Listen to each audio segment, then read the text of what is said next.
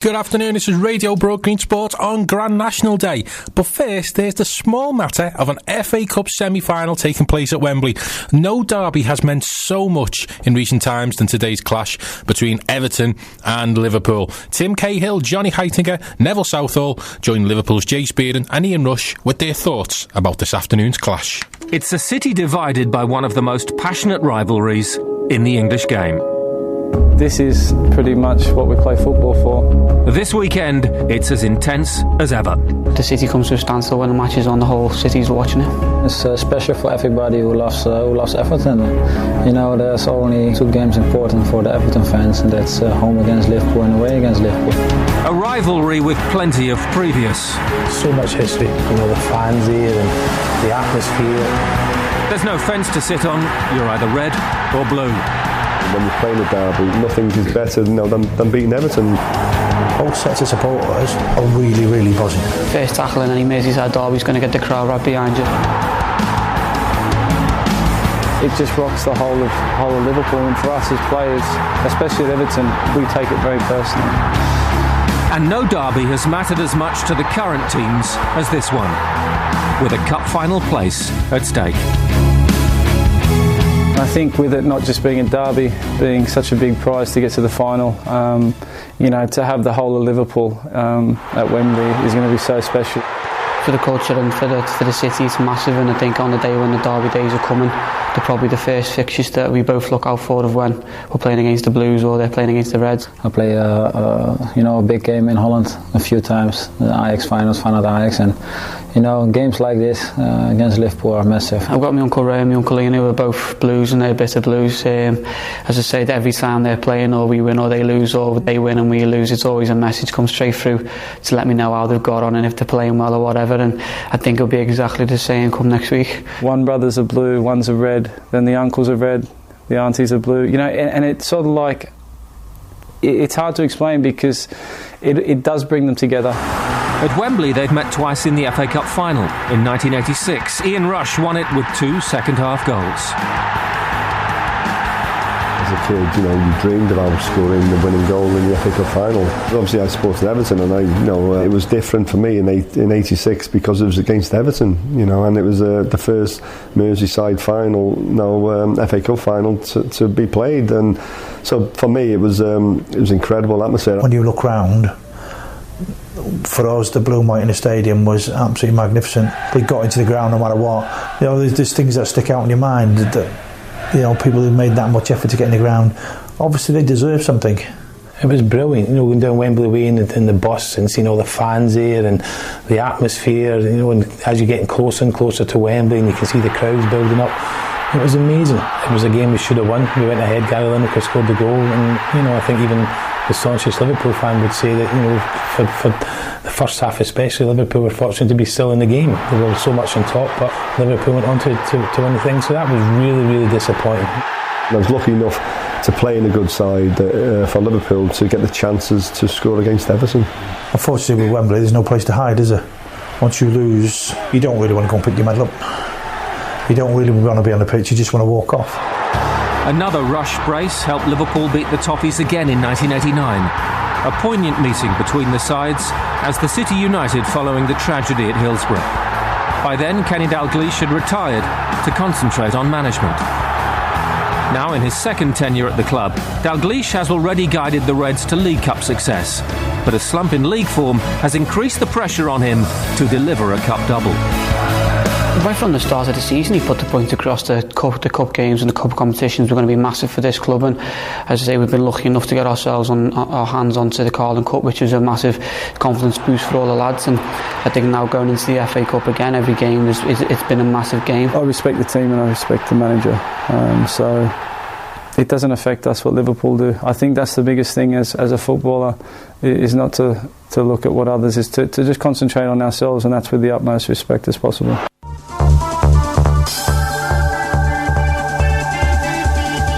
Radio Broadgreen Sport. Sport with Chris Orme. Good afternoon to what could possibly be the biggest Radio Broadgreen sports show of the season so far. It's the big Grand National Day, but first of all, we have the Merseyside Derby FA Cup semi-final, and let's not waste any time. Let's get right over to Wembley and our commentators who are there for us, Steve Lord and Ian Kettle. Steve, it's lovely and sunny up here. What's the atmosphere like down there?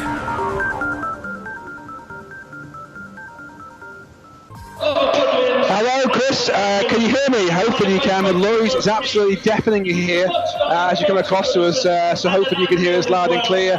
Yeah, welcome to Wembley. The atmosphere is absolutely brilliant. We're right at the...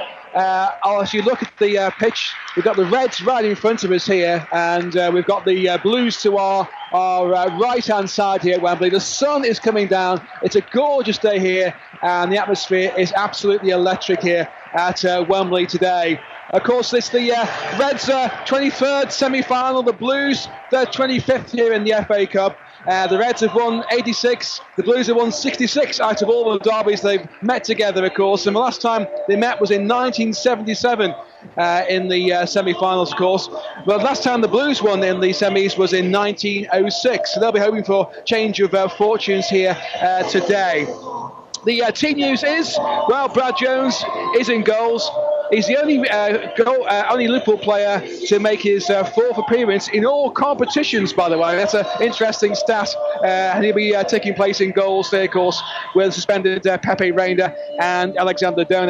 And that means that reserve goalkeeper Peter Gillespie has also been called back from Hull, where he was on loan. He's back as reserve goalkeeper today.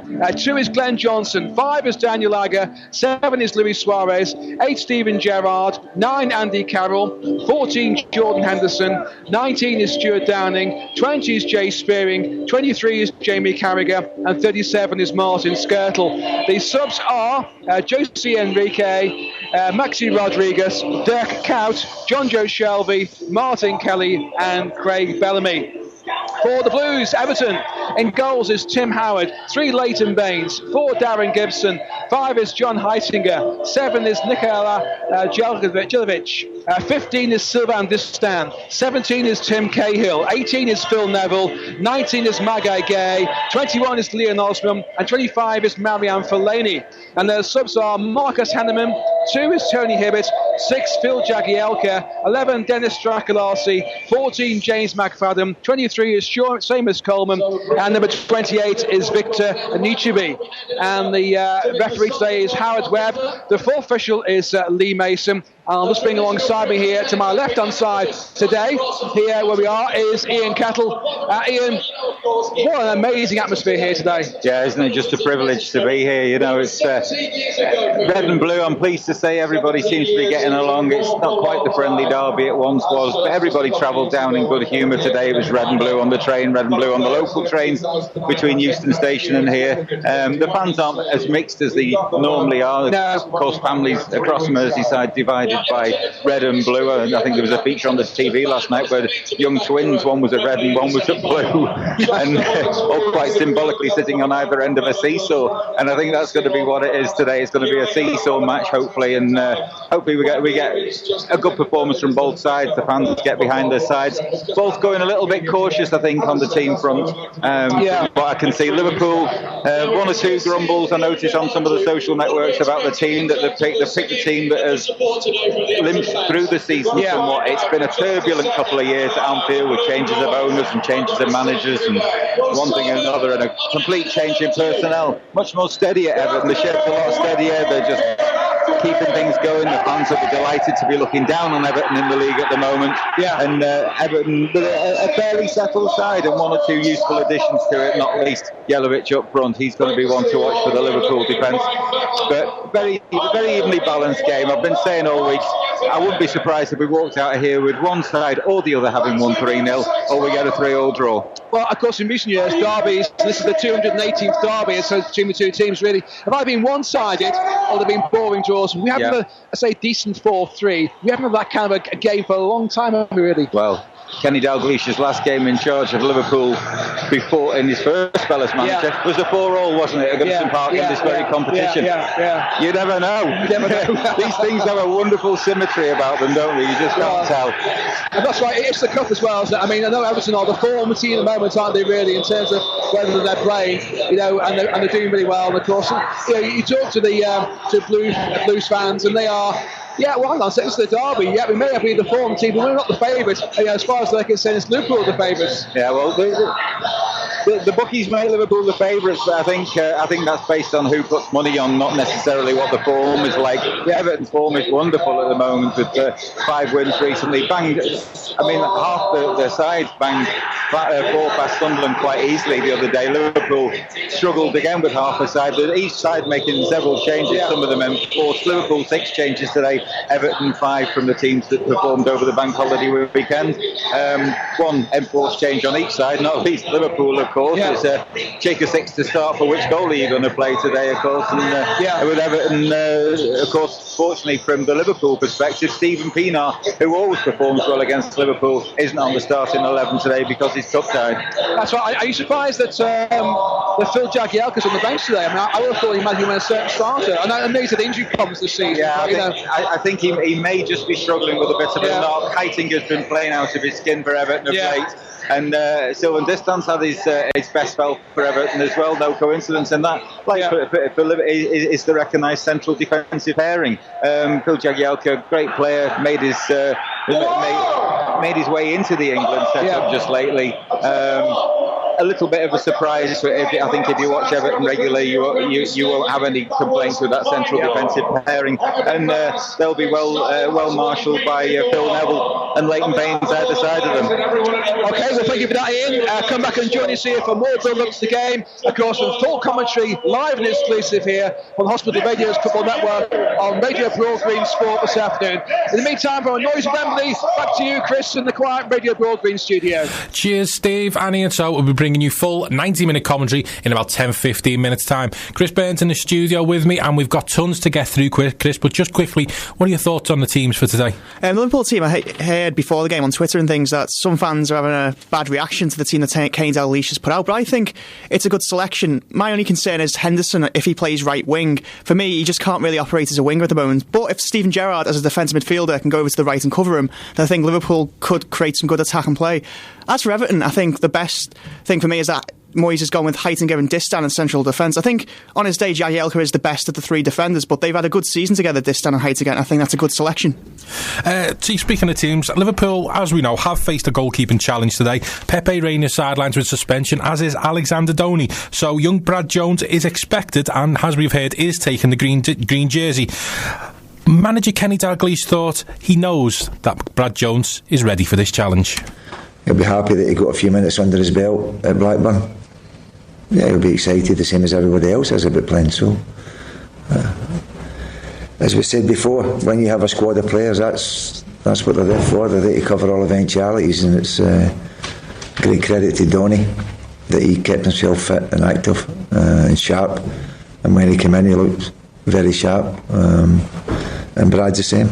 So the punishment was always going to be there if anybody gets sent off, maybe a wee bit exaggerated because he's a goalkeeper, but we've just got to go on it. What's happened to Brad would have tested most people, and as you say, he's come through it a very strong character. You can only guess what it must be like to go through what he's been through, but he has done, and I'm sure he enjoyed his first bit of action on Tuesday night at Blackburn by saving the penalty. Then obviously he's become a dad again, so, but as I say, we're not going to sit and get into players' personal lives here, but we know that to do what he has done has shown a tremendous amount of strength of character. Kenny Dalglish talking about Liverpool's goalkeeping crisis and Brad Jones there. On the flip side of that, Everton have got absolutely no worries in goal as they've got settled with Tim Howard. And he spoke to BBC Radio Merseyside and along the lines of he believes and he'd be quite happy if today's match went to penalties. The crowd's going to be incredible. I'm interested to see what it's going to be like. I've played at Anfield, I've played at Goodison, but I don't think it's going to measure up simply because of the mass of people that's going to be there. Is the fact that it's a semi-final at Wembley against Liverpool going to neutralise the fact that it's a derby match because it's on a neutral venue, or is it going to actually make it even more of a factor? Yeah, I think it'll make it more of a factor. I think both sets of players will be tense, That's what happens in derbies, and you add onto that the big occasion and the bigger stadium and the bigger crowd. So, but again, I think both sides have top players who have played in World Cups, played in Cup finals, done all that type of stuff. So hopefully, once the nerves settle down, it'll end up being a good match. What have you made of Liverpool? A lot of people are surprised at their league form this season, but in the Cups they find a way somehow, don't they? They seem to always find a way, and I think it's a credit to them as a club. Certainly they've got players in the team that have drive, and every now and again when the chips are down, take the team by the scruff of the neck and drag them along, and that's what you need. We've got a few players here like that. So again, it's tough to say in terms of form and how things are going. And as I mentioned inside there, I think very similar to a few weeks ago. What people would have pegged us to go into Anfield and get a result, and as I mentioned, we got taken to the woodshed, and it was a rough night. So it's going to be a tough one to call. Be interesting for you as a goalkeeper because it can go to penalties as it did in 2009. Liverpool won the Carling Cup there on penalties, but generally their penalties taking this season pretty awful. Yeah, for me it's a gamble and a game of luck. It can turn so quickly. In terms of shooters not being right on form all season, it only takes one. You bag one and then you bag the next. So penalty shootouts are just a crapshoot, really. It's the luck of the draw. So if it goes to penalties, I think we'll take that. Because I think you're even closer to getting a winner, and that's always important. But who knows? You talked a little bit about the smell and the experience of being in the tunnel. It's a shorter walk now out to Wembley than it used to be years ago. So does that make it a little bit easier? That's what I've heard. Yeah. I think it's. It makes it slightly easier. The dressing rooms are bigger, so that's nice. But yeah, it's a short walk, and it just allows you to kind of get on with the game. And is it important to get your first touch early on on an occasion like that? Oh well, yeah, of course. On an occasion like that, it's always important as a goalkeeper to get your first touch. But certainly in a big game, that's key. But again, I've played in a lot of big games. Both sets of players will have played in big games, and so you kind of know how to manage it psychologically.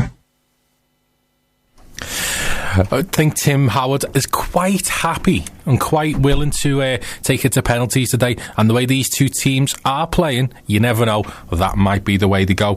Liverpool's captain Steven Gerrard faced the press yesterday and said that the team are in a positive mood. It's very big. FA Cup semi-finals are very big at the best of times, but when you're playing your local rivals, I suppose there's an extra bit of spice involved and makes it that little bit bigger.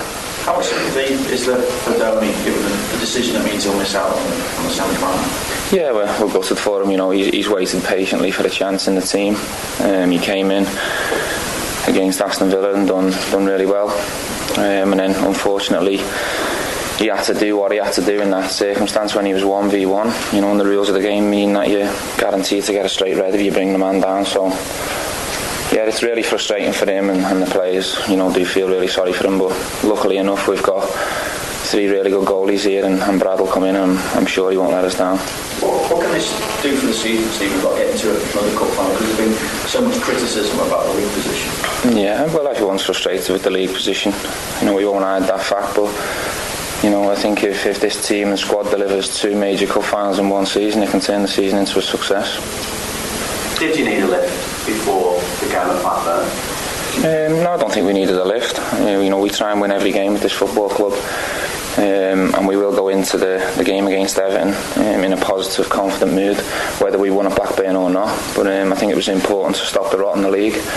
And given the recent success that you've had against Everton, and when it gets to the bigger games, if you like, or the cup games, I should say, does that give you any sort of psychological edge? No, I don't think so. I think form and psychological edges and previous meetings all go out the window. Everton are going to be fired up for this game, and we're going to be the same. I think the winner of this semi-final will come with whichever team turns up in the best form on the day. And the rest for you on Tuesday, how much of a help was that for you? Yeah, it's brilliant to feel fresh. I'm looking forward to the game Saturday. I'm fired up. Stephen, you've spoken in the past about how big day it is and how special it is, but you've led Liverpool out on such big occasions at such great stadiums. How against Everton was compared to what you've done in the past? Yeah, it'll be a special occasion. Leading the team out at Wembley is very big for me personally, but it's not about me on Saturday. It's about Liverpool v Everton. It's a special occasion for the football club, and everyone's looking forward to it. There's so much at stake. It's a big game, and we're really looking forward to it. We're in positive, confident mood. This is not only a semi-final, is it? It's a semi-final against Everton. For everyone at this club and everyone at Everton, it's massive. I'm not going to play it down here because everyone knows how big it is to me and everyone here at the club. So it could change our season for the best. Stephen Gerrard talking about Liverpool's thoughts and build-ups towards today's game. And just before we go into kick-off, let's hear from Everton manager David Moyes. He's had to make some tough decisions today, the way the players have been playing in the Premier League, and that's given David Moyes a lot of thinking to do. With the way some of the players have come in, have you been given a few difficult decisions ahead of the semi-final? I was always going to have difficult decisions. We've got a squad that's playing well at the moment, and we could quite easily pick a number of players, and it's good. We'll get a good choice to make. How would you say the squad has grown through the season then? Well, we've definitely improved from where we were at the start of the season. The form the players are in, the confidence they're playing with. The results, the goals we're scoring in the games has definitely showed that we've improved, and certainly in the last few months, as I said on numerous occasions now, I think the boys in January made a big difference. But it's great credit to the lads who were already here. They've buckled down and got their form back going again, and we rely a lot on the boys who've been here around a long time, and they're all in good form, thankfully. I think when you've got a squad of players and you've got most of them fit, then you have to make sure that you keep them all hungry and playing and giving them game time at the right time, and we've tried to do that, and we've tried to get the decisions right as often as we can, and the bookies will see Liverpool as favourites undoubtedly, and I think because of the quality of Liverpool possess in the squad, I think they're a great football club with great history. So that's where and why I would think most people who bet would put Liverpool favourites. Yeah. Is the build-up then different to what you experienced when you faced Manchester United in the semi-final? I don't know. It's strange enough, football moves on, and you don't always think away back how it was before and how it happened. But I don't think we've treated the build-up any different. I mean, the difference is we've had to go to a replay, so we didn't know about the semi-final to a sort of shorter time. Maybe we'd have looked at the difference. The game's come about very quickly, so we're now sort of just taking it in our stride, and what we're hoping for is the players continue to play as well as they do. If they do that, then semi-finals are a game which are a one-off, and who knows what happens in a semi-final. Do they almost have a feeling of a bigger occasion because it's Liverpool? I don't know if I would say it's any bigger occasion. I think whoever I was playing in the semi-final, I would see it as a great occasion for everybody at Everton, and something which we want to try and do well in. But I'm sure that it adds to it. When you play a team in your city in a semi-final, and it adds to the occasion. Yeah. Does history carry any weight in a situation like this as well, given that Liverpool came out on top in the 80s when they were going to finals against each other? Well, as I said, Liverpool have got a great history, but Everton in the past have had great history as well. So both clubs will go into the game, knowing that it's a game they both like to win. I think it's an important match for both of us. So that's it. But I can only tell you what we're thinking about Everton, and at Everton, we're going to go and try and be positive. We're going to try and give ourselves every opportunity to get to the final. Do you feel you owe them on as well for the league derbies this season? No, I don't think that. I mean, both games were. The first one was ruined by a referee's decision. The second game was, we were well beaten, so we'll get no complaints about that. Are you pleased that the referee's handling the game is Howard Webber, an experienced official for such a game? I'm pleased it's Howard, because I think that in the main he's been in these situations before. He's been in big games, so I hope that he is a good game, and I hope that he does the job the way he sees fit. Tim Howard said today that looking back at the final against Chelsea, it still hurts now. Is that how you feel as well, David? I think if you lose any final, it still hurts. But I think that you still have a sense of success in a way that you've got to a final and got yourself in a situation where you can play in a cup final, which gives you the chance. If you're not in the cup final, you've got no chance of winning it. So the first thing you have to do is get to that cup final and try and win it. And we know there's going to be tributes, obviously, to those that lost their lives at Hillsborough. How poignant a time do you think this could be as well in the history of the relationship between the two clubs? Well, quite rightly so. It was a horrendous disaster, which everybody was shocked by, and I'm sure everybody in Everton will passes on their best wishes, and I'm sure on the day we'll give everybody in the city of Liverpool who lost families the right dignity on the day and pay tribute to them. And kick-off is vastly approaching. There will be a minute's silence before the match today in honour of the Hillsborough disaster from 20 plus years ago. We're going to hand you over to our guys at the ground for full commentary. Let's hand you over to Steve Lords and Ian Kettle. And welcome to Wembley. The atmosphere is absolutely electric here in this FA Cup semi-final, the 218th derby between these two teams, and here we are at Wembley South. Yes, it's really great to be here. I'm Steve Lord, and John Simon is Ian Kettle for the Hospital Radio's Football Network. Both of the teams have just come out onto the pitch as we speak. In case you missed the team news, we'll go through that soon. We're going to break now because obviously we're going to have a minute's silence because obviously tomorrow is the Hillsborough anniversary, and there'll be a minute's silence for that, and we'll just break off and have that, and then obviously then we will come back and bring you the full team news, and of course the game will be kicking off in a few moments' time.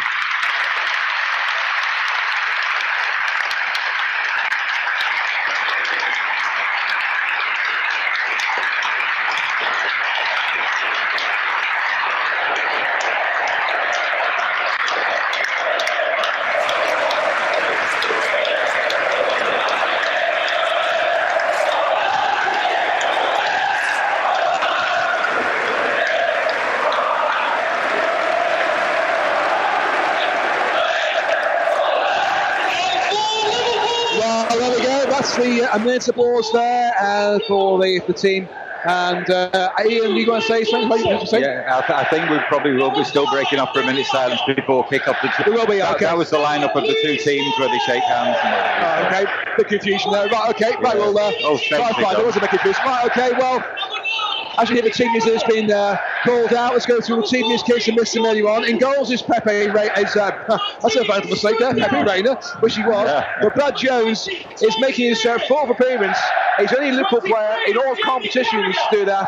Of course, being third choice in today. Alexander Donny, of course, as we know, is suspended. So Peter Galassi has been brought back in from Hull, and he's the reserve goalkeeper today. 2 Dan Johnson, 5 Daniel Agger, 7 Luis Suarez, 8 Steven Gerrard, 9 Andy Carroll, 14 Jordan Henderson, 19 Stuart Downing, 20 is Jay Spearing, and 37 is Martin Skirtle. So are Jose Enrique, Maxi Rodriguez, Dirk Kuyt, John Joe Shelby, Martin Kelly, and Craig Bellamy. For Everton, in goals, 24 Tim Howard, 3 Leighton Baines, 4 Darren Gibson, 5 John Heitinger, 7 is Nikola Jelavic, 15 Sylvain Distin, 17 Tim Cahill, 18 Phil Neville, 19 Magai Gay, 21 Neil Osman, and 25 is Marianne Fellaini. And number 12 is the Serbs Marcus Hanneman, 2 Tony Hibbert, 6 Phil Jagielka, 11 Dennis Strakulasi, 14 James McFadden, 23 Seamus Coleman, and 28 is Victor Anichebe. Referee today is Howard Webb. The fourth official is Lee Mason, and now on the pitch is Steven Gerrard over there, and of course Phil Neville. Both of them just shaking hands with Howard Webb and the officials, and looking, of course, exchanging as well the traditional banners and things that they do. I'm not quite sure who's won the toss, just can't see from this angle. I mean, where we are actually, right at the very bottom of the press box, and of course people are standing up and we can't see.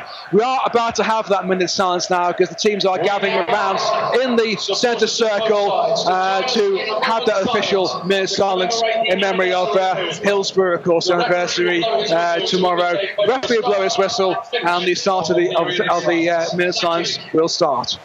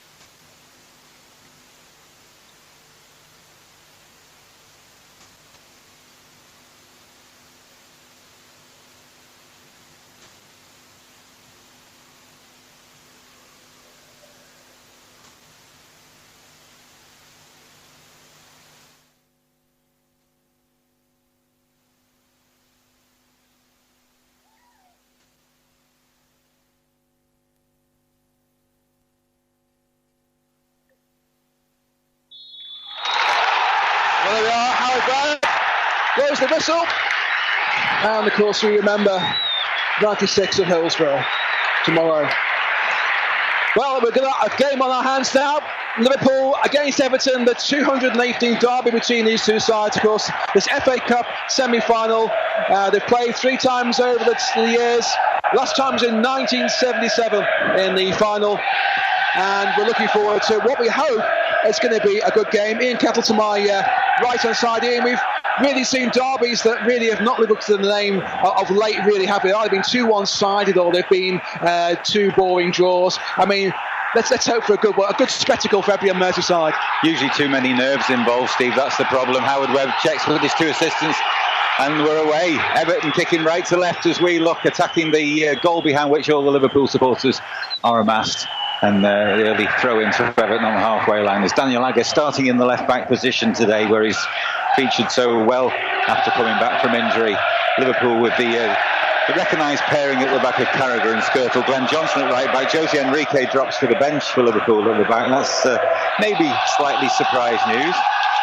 We're down amongst the crowd. If you ever get to hear us regularly, we're usually up on the roof of the Centenary stand. Ball through from Stephen Gerrard there looking for Luis Suarez. Luis Suarez flagged offside there. The referee Howard Webb let him play go on. There was a handball, I think, on the halfway line there, Steve. A deliberate handball, and the referee allowed some advantage. Yeah, we did. Luis Suarez just caught offside there as Everton's defence there just pulled forward there and swung the offside trap.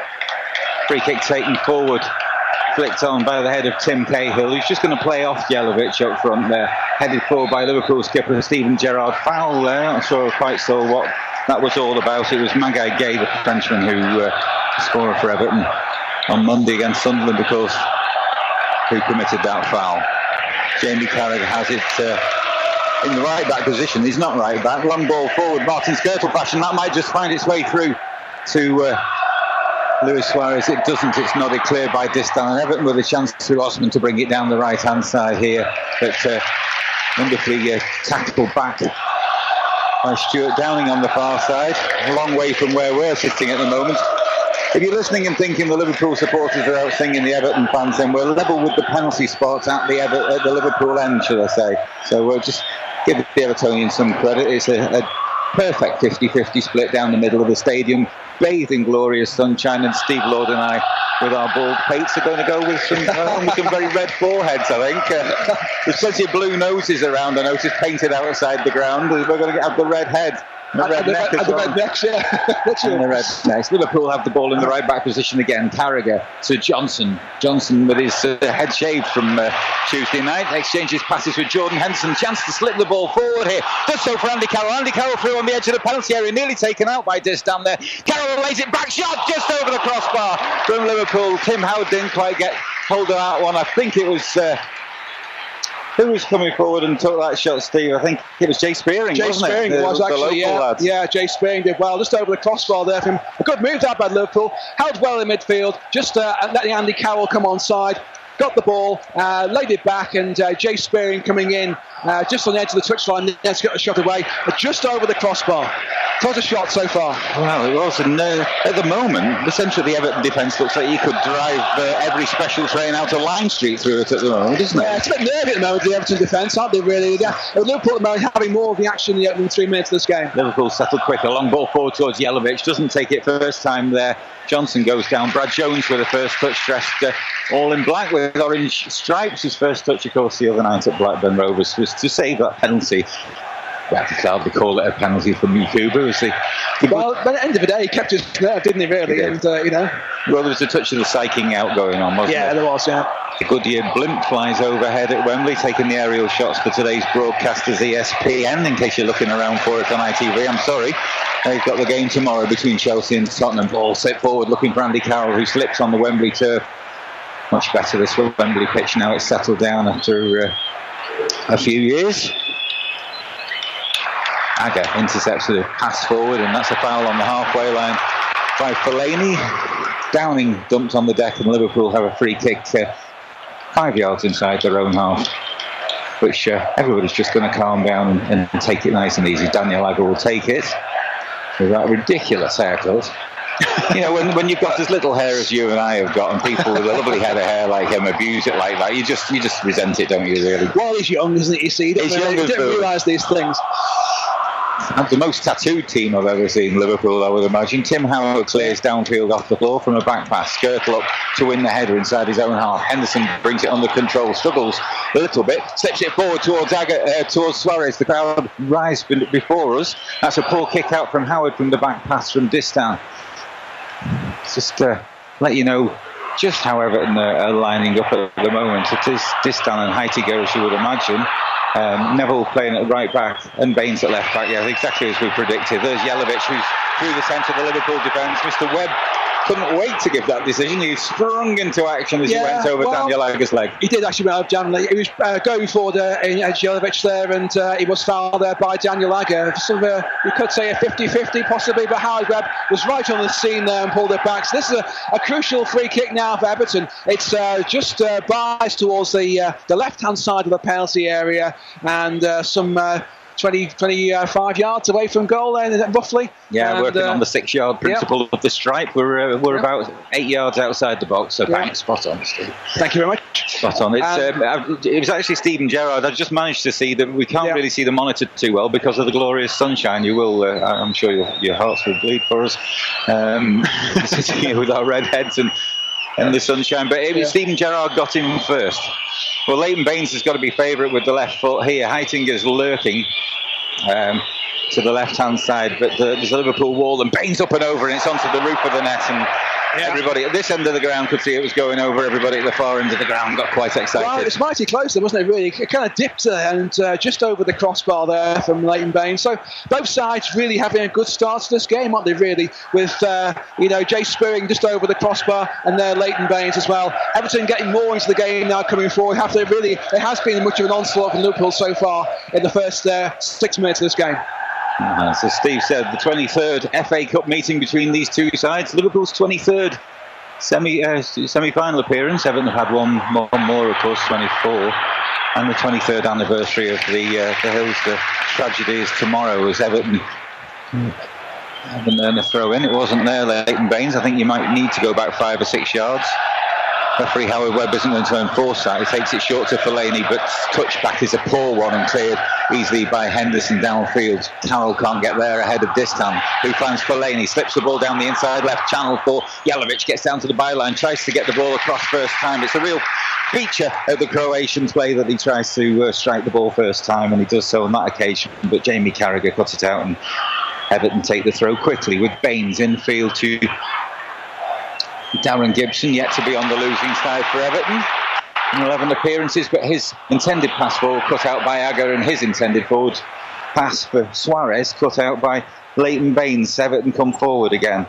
Here is Gibson wearing number 4, patrolling the midfield in that holding position. Liverpool need to really watch the dynamite shot he has on him. Can shoot with both feet, left-footed pass forward, not such a good one there over the head of Jelavic, and easy for Brad Jones to control with his feet. Yeah, well, it's a good start, isn't it, for both sides? I mean, Liverpool doing well, Everton doing well, passing the ball around. It's for the neutral, really, it's quite a good game. It's quite open, good passing around, not too defensive. As Martin has to clear the ball back to Brad Jones with the pressure, and Jones now a big long clearance by him forward. That's forward by Jones, but Carroll beaten in the air by Distan, only for Gerrard to bring it down to Agger in that left back position. Downing goes wide and exchanges passes with Gerrard, hugging that left-hand touch line. Gerrard twists, turns, and is eventually closed down by his Everton opposite number. Everton with a chance to break forward over the halfway line here to Osman. Good sliding challenge by Daniel Agger, though. Osman appeals, but he's not going to get anything. Instead, Jordan Henderson's taken out, but Liverpool break. Advantage played by Howard Webb. Suarez finds Downing left-hand side. The crowd rise before us. So if we miss anything, and Downing, whose only goals for Liverpool come in this competition, has a half-hit shot blocked on the edge of the penalty area. But Liverpool have a chance to regroup and come forward again. He kind of ran out of options there, Stuart Downing, didn't he, really? There wasn't much to pass the ball to, really. Yeah, he nipped inside, which reduced his options, I think. Johnson, good first touch to Henderson. His touch is blocked, and Spearing can't win the ball. He's eased off the ball by Cahill. Everton protests that they should have a free kick, and Howard Webb concurs. And Everton have a pressure-relieving free kick just inside their own half. Yeah, Jordan Henderson just a bit late there with a tackling from behind. You just can't do that kind of thing these days, can you, really?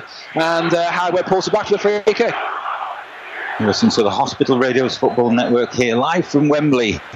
Not often we get to say that, with 9.5 minutes on the watch. Everton 0, Liverpool 0 in the FA Cup semi-final, brought to you by Budweiser.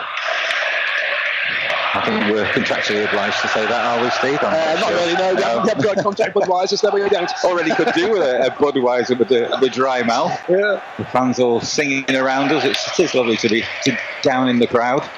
As Daniel Agger picks up possession and plays a ball to the halfway line to Suarez. Slipped there by Downing on the left-hand touchline, but gets away with it. He's stayed down. I'm not quite sure whether he took a bit of a knock as he fell awkwardly. I think just fell awkwardly. He's just up now. Took a bit of a knock as he fell awkwardly as well on his feet now. So after the 10 minutes gone, still not goalless, but a frenetic start. It's just like died down it now as both teams are just sussing each other out, looking for the avenues, looking for the ways forward. And then comes Jay Spearing now with a pass. Yeah, Liverpool on the right-hand side through Johnson. Henderson, who's much improved form of late, has seen him keep his place in the side, but that ball forward from Steven Gerrard is too long for Glenn Johnson, and Distan's going to be able to allow that one to run over the byline and out for a goal kick, which Tim Howard can take his time over. So yeah, as I said in the introduction, Liverpool making 6 changes from the side that won at Blackburn. One of those enforced, of course, Donny, who started and was unfortunately sent off for him, has had to miss out. Galaxy is on the bench. Everton can't play Pienaar because he's cup-tied, but the goal kick is taken. Skirtle and Cahill contest it. Skirtle probably just comes off best, and Johnson's clearance only finds Phil Neville on the halfway line. Playing his 28th game against Liverpool, Phil Neville, this afternoon. 14 for Manchester United, 14 for Everton. Cahill surely handballed that on the pitch, but referee Howard Webb had a good view of it, and the ball squirted out to Jelavic, playing right across the line, and he was on the right-hand side this time. His intended cross was cut out by Agger. Yeah, I thought it was handball as well, to be honest with you, but referee was close to the action, so not. He must have caught his leg. Unfortunately now for Everton, now they've got a throw in on the far side now with Phil Neville. Phil Neville, okay, it's level with the edge of the Liverpool penalty area. Everton right-hand side, thrown into Osman. Osman pass back to Phil Neville. Didn't quite pay off there. Wasn't quite what she had the plan there, I think, with Osman there. Just trying to lay it back down to the byline for Phil Neville to run onto. But anyway, it goes out for a goal kick in the end. But yeah, it's really it's a good start. It's a good open game at the moment, Ian. Would you say so? It is. It's very open. I can't believe quite how uncagey it is, if there's such a word. Yeah. Brad Jones with the goal kick, left-footed downfield. Out to the Liverpool left. It's Carroll outnumbered by 2 big Everton heads on that stage. And Steven Gerrard tidies up for Liverpool by heading back to his goalkeeper from almost the halfway line. Carragher forward, intended for Henderson, but didn't get over the head of Gay. But the crowd around us get excited as Steven Gerrard hunts the ball down in the Everton left back position, and he forces Baines into a mistake there, and Baines concedes the throw in to Liverpool midway inside the Everton half. Johnson infield to Spearing. Spearing plays it to Suarez. Goes over right on the edge of the penalty area. Howard Webb has a good old look at it, and I would suggest that his feet were outside the box as he went over an Everton leg. I'm not quite sure which Everton player it was he went over. I think it was possibly Darren Gibson. Yeah, he was definitely foul there. Suarez right on the edge of the penalty area, and it was Sylvain Distin who brought him down. And right on the edge there, it was very, very close, mighty close. We're talking about a yard, literally, outside the penalty area. And Luis Suarez is accused of diving, etc., but he was quite clearly brought down on this occasion. So Everton now go to spot of defending now in the box. Gerrard's there, and so is also Daniel Agger, who might go for a real power driver. Well, Liverpool might fancy Agger for this one. He was usurped several times the other night at Blackburn with these free kicks.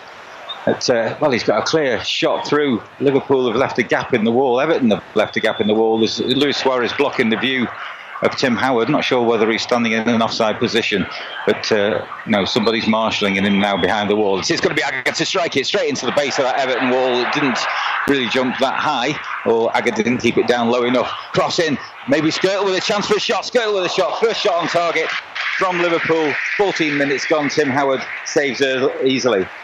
Well, do you know what? Last season, you fell down to Martin Skirtle, you'd say, oof, no, wrong person to have a shoot on goal, but he scored 4 goals to his name this season, Martin Skirtle, and he got the shot away there. And it was a good collection there by Tim Howard, because it was quite a powerful shot in there from Martin Skirtle. Yeah, fourth highest scorer in the Liverpool lineup here as Liverpool again win possession quite easily from the Everton midfield.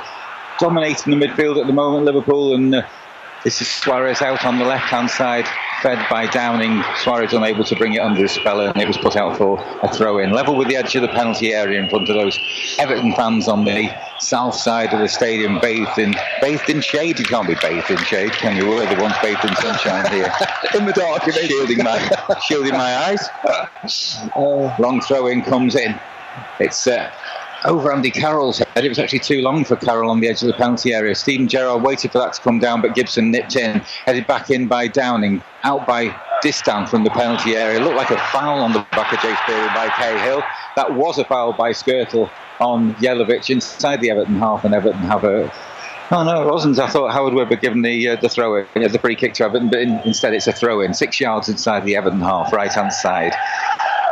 It's Gary Neville, Freudian slip. Phil Neville takes it down the line. Ball headed around amongst the defenders. Jay Spearing guilty of giving that one away. It's Osman cutting in from the Everton right. Exchanges passes, wall pass with Cahill back to Fellaini.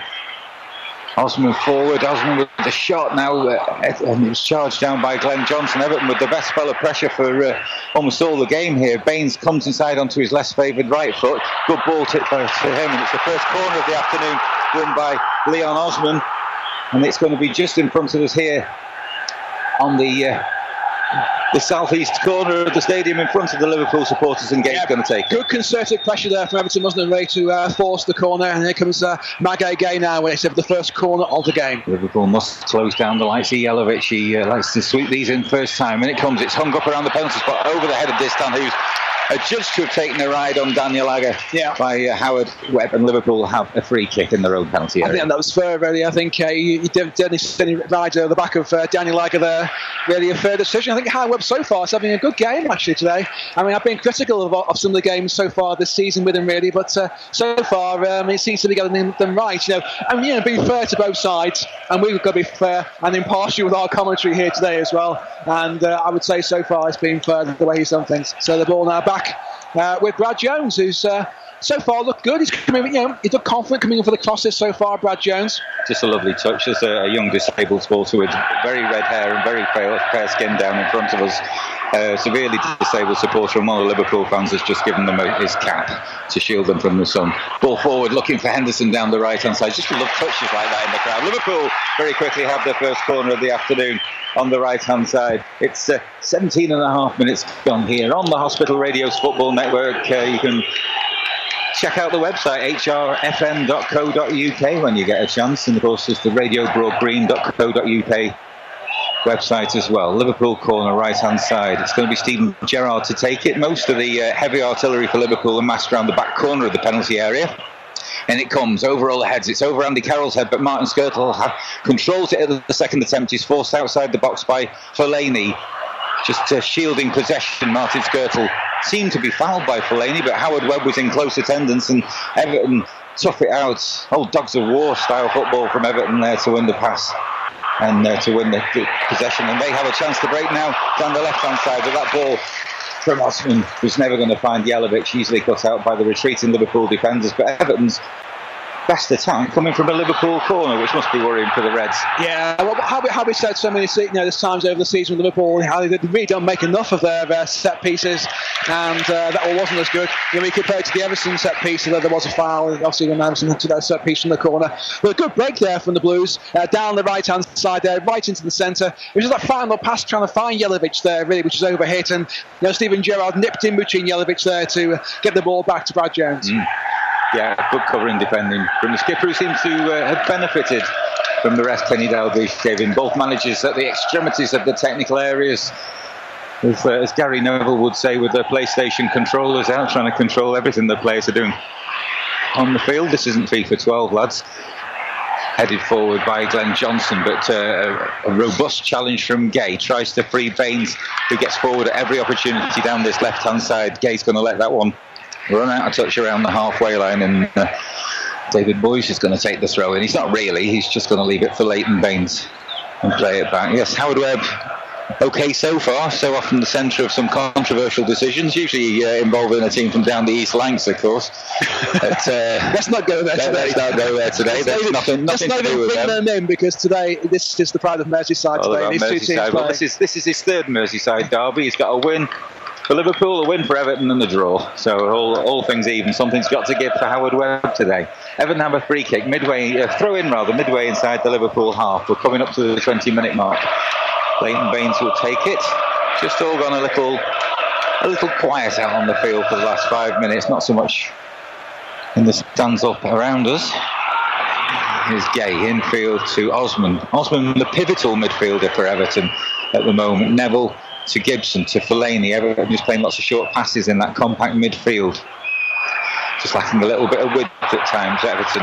Fellaini combines with Neville down that far right-hand side. And Neville just tries to play the easy pass in. Jelavic with a spectacular acrobatic attempt, but never quite got hold of it. Over his shoulder, easily collected by Brad Jones. Well, Everton really did well, didn't they? They're coming on with that attack. Liverpool backed off. Nobody really tackled Everton there and broke them down. And they came forward, passed in the box there. And it's that final ball from Jelavic there. He just couldn't get the power behind that and straight into the arms of Brad Jones. But again, another good Everton attack. He then down the centre and not from the flanks. And Liverpool backing off there. So Everton making the most of that attack down the centre so far. Yeah, Everton just coming into this game a little more, you sense, as Liverpool concede possession. Everton just tightening things up in the midfield, winning possession back. Liverpool slacking off slightly. Gerrard currently in the left-back position, just shielding Neville, I think that was. Osman spreading the play out to the left-hand side. Baines into the feet of Gay, looks to play the exchange of passes with Baines, who Baines was never, ever going to get onto that one from the Frenchman. He's fast as did Leighton Baines. He is fast, but not that fast. My guy Gay been playing extremely well of late. Certainly featured strongly in the win at Sunderland in the replay. Well, I mean, obviously he's been picked for his passing ability. I mean, he's put some cracking passes into the box this season, doesn't he? Since he's come and started himself in the Everton side, with Leighton Baines just doing that, and down the left-hand side there, they've got two potential, good crosses of the ball, haven't they? Really, Everton. Jay Spearing runs into the outstretched leg of Magai Gay. One or two Liverpool supporters around us think that deserves more than just a free kick, but I think it was just clumsy. And Liverpool have a free kick right back position, taken quickly by Johnson infield to Carragher. You keep hearing a tinkling of bells around us just on the effects mic. It's because one of the supporters down in front of us has one of those jesters hats on with about 20 bells on it. So that's it. Ball forward has found its way all the way through to Suarez. As it does so, the linesman's flag goes up for offside, and the Uruguayan's got to be pulled back by the referee. He looks astonished. It's quite late, wasn't it, that decision as well? I think the assistant was waiting to see if anybody got a touch on the way and whether it actually became active. Well, it's the passive and the active thing all the time, isn't it? I mean, it is confusing from that point of view, isn't it, really? So So anyway, we're midway through this first half here at Wembley on the Hospital Radio's Football Network. The game is scoreless. Steve Lord's going to take you through to half-time. Thank you, Ian. Yes, loving it here at Wembley. The sun has not gone behind the clouds, so we can see a bit better, I'm pleased to say. Everton now with the ball. Everton are going from the right-hand side of us. Liverpool going from the left-hand side of us. And we are in the main stand side of, as you see on TV. And look at TV, we are kind of towards the right-hand side where the Liverpool supporters mainly are. Ball now, edge of the penalty area. Liverpool got to a spotted defending. Jamie Carragher, yeah, it's all confusion inside the box. Jelic shoots, and Jelic has scored!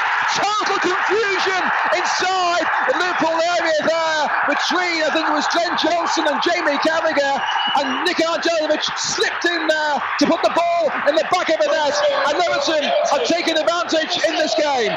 Doesn't that just sum up Liverpool's season? Complete confusion at the back there. Jamie Carragher and as you rightly say, Glenn Johnson getting themselves in the right mix-up. It was after you, Claude, at the back, wasn't it? It was one waiting for the other, and in the end, Jelic said, well, if neither of you are going to clear it, I'm just going to slot it in right-footed down to Brad Jones, bottom left-hand corner, and Everton take the lead. 23 minutes gone. That was just indicative of Liverpool's season, wasn't it? Yeah, was Carragher involved? Was it Carragher and also was it Johnson? Carroll. I think it might maybe Andy Carroll back defending, to be honest. Oh, Carroll. Well, there we are. It's Everton who've taken the lead here in this 218th derby between the two sides in this FA Cup semi-final. And Nikolaj Jelic, who's now scored 21 goals overall this season, of course, obviously for Everton and for Glasgow Rangers. Fourth FA Cup goal. Fourth FA Cup goal. Already. Yeah. So, Liverpool now got all to do to come back in this game after really playing you would say, probably the better of the football between the two sides. And now Liverpool on the attacking side, the Everton half down the right-hand side, the ball with Glenn Johnson looking to throw the ball in, almost parallel with the box on the right-hand side. Came from absolutely nothing at all, did it, Steve? It was you did sense Everton had got a foothold in the game and were having the better of things over the last 5 to 10 minutes, but not quite sure what Howard Webb's been sorting out over there. There's been a bit of an argument, shall we say, involving Neville and possibly Luis Suarez, but with no idea what all that's about, and probably something in nothing. Well, the Blues have found they've made really a natural goal scorer with Jelic, because he was in the right place at the right time to take advantage of that confusion, stop the ball home. Glenn Johnson with the ball now. Suarez, edge of the penalty here. Back to Johnson. Johnson going for a shot, blocked in the end by Fellaini.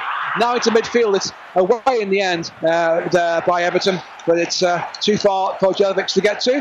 Back as far now as Martin Skirtle. Interesting that David Moyes' reaction to the goal is to start warming up 3 Everton substitutes, but I don't think he's going to even decide to start trying to close the game down at this early stage. But Everton have that advantage and they can look to play Liverpool on the break a little more. Liverpool have got to be patient. Liverpool have got to keep it tight at the back and not concede anything else that's daft, but really and truly that was all of their own making at the back. It was. Keystone Cops defending. Ball back now with Skirtle to Brad Jones. Jones now with the ball inside the goal area, looking to clear. Long ball forward, trying to find Andy Carroll. It's headed forward there by Distan. Inside the half, brought down by Tim Cahill. Cleared forward by Liverpool, back inside the Everton half. Up goes Distan, heads the ball. And that goes out as Dalglish puts the ball back to Henderson. Henderson throws the ball in play now to Johnson. Into midfield, finds Stephen Gerrard playing this central role today, coming forward over the halfway line. Out towards the left-hand side where he finds Downing. On the overlap is Daniel Agger. Now back to midfield. Ball forward, it's a poor pass forward there by Gerrard. Intercepted there, but Gerrard gets the ball back now. Oh, just could get the ball through now with Spearing onto Downing. It's across, and here comes the ball. Carroll can't get it. Was Carroll pushed inside the penalty area? No, he wasn't. With Howard Webb. And the ball goes out on the far side, and that's going to be a throw-in for the Reds. Well, that was a good move there by the Reds. And he finds Downing. On the overlap is Daniel Agger. Now back to midfield. Ball forward. It's a poor pass forward there by Gerrard. Intercepted there, but Gerrard gets the ball back now. Oh, just could get the ball through now with Spearing onto Downing. It's across, and here comes the ball. Carroll can't get it. Was Carroll pushed inside the penalty area? No, he wasn't. With Howard Webb. and the ball goes out on the far side, and that's going to be a throw-in for the Reds. Well, that was a good move there by the Reds on the left-hand side. It was, but so often the cross went over Andy Carroll. He was doing what he should have done all season and attacked the near post, and of course the ball was headed in for the back post, and I don't think there was any question of... What's the any question of any pushing? No, okay. So it's going to be an Everton throw, not Liverpool. Forward it goes. On by Jelic, but the ball's going away in midfield to Steven Gerrard inside the Everton half. On it goes now to Agger, out to the side to find Downing. Downing going on the run, still with Downing running down towards the byline, gets the cross in, and there is ball's not cleared away in the end by Fellaini, and then it's headed away by Gibson up towards the halfway line. It's chest down by Skirtle. On to Carragher now, just inside the Everton half. On to Spearing. Out to Agger, left-hand side. What can Agger do now? He just has to check in turn. Brings in Spearing. Now's the space to find Jamie Carragher. Carragher coming forward now. Looks up. Suwa Carragher out towards the right-hand side finds Glenn Johnson. Johnson on the attack. In comes the cross. It's long. It's nobody there for Liverpool. And the Carroll can't get that one. But opportunity was there. Looking a bit better now. Liverpool responding to this. Yeah, just a question going back to the goal that we were analysing Luis Suarez being through. It seemed to be second phase, and the linesman you said was late putting his flag up. Now, I think, if I'm not mistaken, led to a free kick that ultimately led to the ball going forward and Everton scoring. I don't think Luis Suarez was offside. There's some question about him being offside there. Okay. On such decisions, huge games like this can turn. Yeah, and both teams, for a red or a blue, can sympathise with that this season, the way things have gone. And sooner some of the electronic things that we need to have in sports is put in, the better. Ball cleared by Jones over the halfway line, chested down by Baines. Baines coming forward now on the left-hand side. Good block there by Johnson. Gets support now from Henderson. Fellaini slips in there, gets the ball, but in comes Johnson again to get the ball away in midfield. On by Spearing, finds Carroll. Carroll lays it off now. Suarez on the attack, right-hand side. Suarez now, edge of the penalty, feeds it through. Shot coming in. Oh, just cleared away in the end. On that far side, I think it's by Phil Neville. Gets the ball away, throwing in the side. Steven Gerrard absolutely storming through the middle, and that's who Suarez was seeking to find. Bursting into the box, old school style. Johnson out towards Henderson now, looks up, finds Suarez there, lays it back in the end to Spearing, halfway inside the Everton half.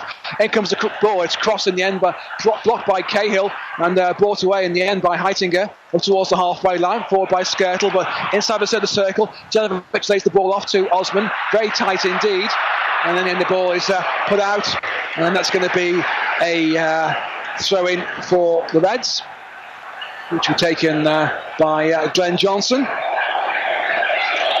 Coming up to 30 minutes on the watch. It's Everton who are leading in this 218th derby, the FA Cup semi-final. Liverpool 0, Everton 1. There's the scoreline here. And Everton now with the ball on the halfway line with Darren Gibson. Out to the far side with Neville. Neville has to lay the ball back in midfield, and Suarez almost gets to it. And in the end, it's just put back by Heitinger and cleared by Howard. Up in the air it goes, over towards the high line. Chest down by Cahill to Fellaini. Everton with possession now. Here comes Gibson over the halfway line. Looks up now to lay it back to support from Neville. All the substitutions just warming up right in front of us. Long ball forward now, trying to find Fellaini. That will go out and be a goal kick for the Reds. Fellaini can't get that one. Maxi Rodriguez and Dennis Stracqualursi, two Argentinians, having a good old chat down in front of us.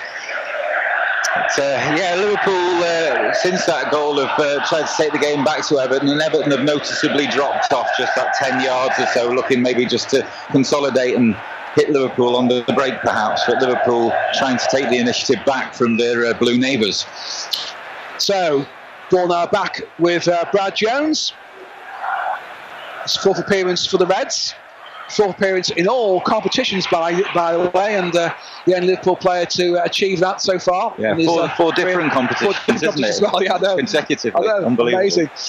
Anyway, Blocked a good play in the end there by Magai Gay, but it's intercepted by Jamie Carragher. Lays off to Glenn Johnson, playing inside the Liverpool half. Now on to Jay Spearing, looks up, passes the ball forward to find Suarez. Just holds off his marker from behind him. Ball forward, a poor pass there by Henderson as Carroll made the run, but going in the other direction. Passed it to where Carroll had come from, hadn't he, Henderson? It was a good idea. Yeah, long ball forward there by Fellaini. Carragher's there to head the ball to Skirtle. Gets the ball away there from Cahill. Up in the air it goes, sweeps the ball away, and that'll go out for a throw into Everton on the far side, which Neville will leave to take. Soundtrack provided by the Evertonians there. Oof, they all shouted at once. But Skirtle had to, because Jamie Carragher broke every rule in the defender's manual there by heading it back into the centre of play, into the danger area. He had to rely on one of his fellow defenders to clear it downfield. Yeah, it's not what you do, is it really? I mean, we've seen Jamie Carragher this season, losing half a yard, and he's not been playing on a consistent basis, and that could be the reason why there wasn't the fault as it was before earlier on in the game. I agree. And here comes out on the attack, and a danger down here for Liverpool. Edge of the penalty area. Jelovic lays it off. In comes Henderson,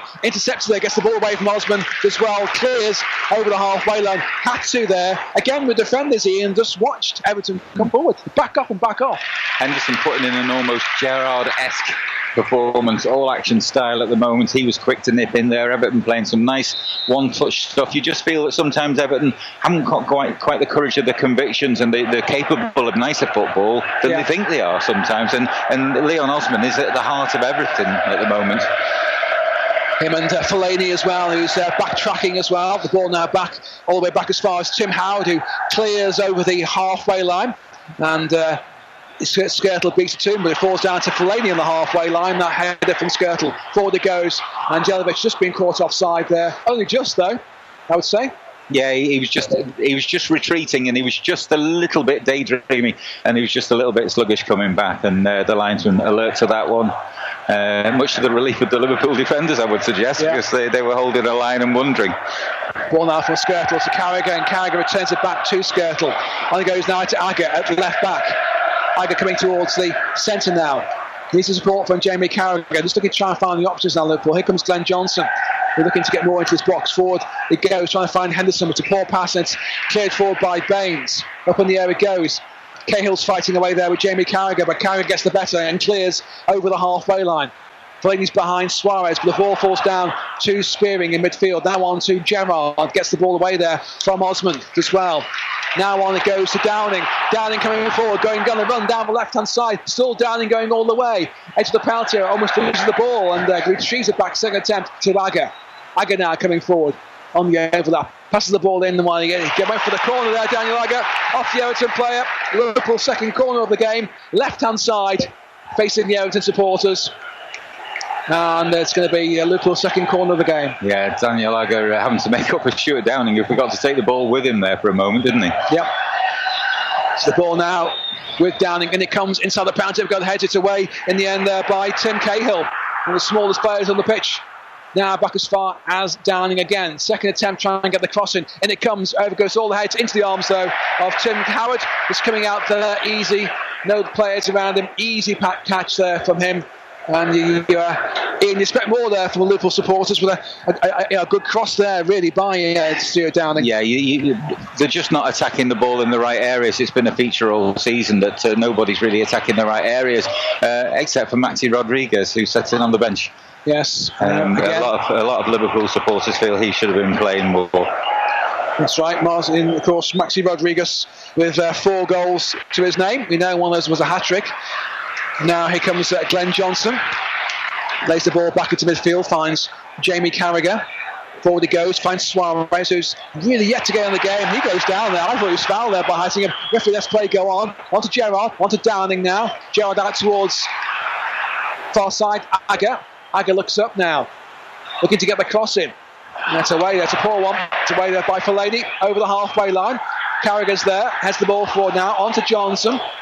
He's got Suarez to his side, and Henderson gets the ball now on to Suarez. Suarez turns back to Henderson again into midfield, finds Spearing.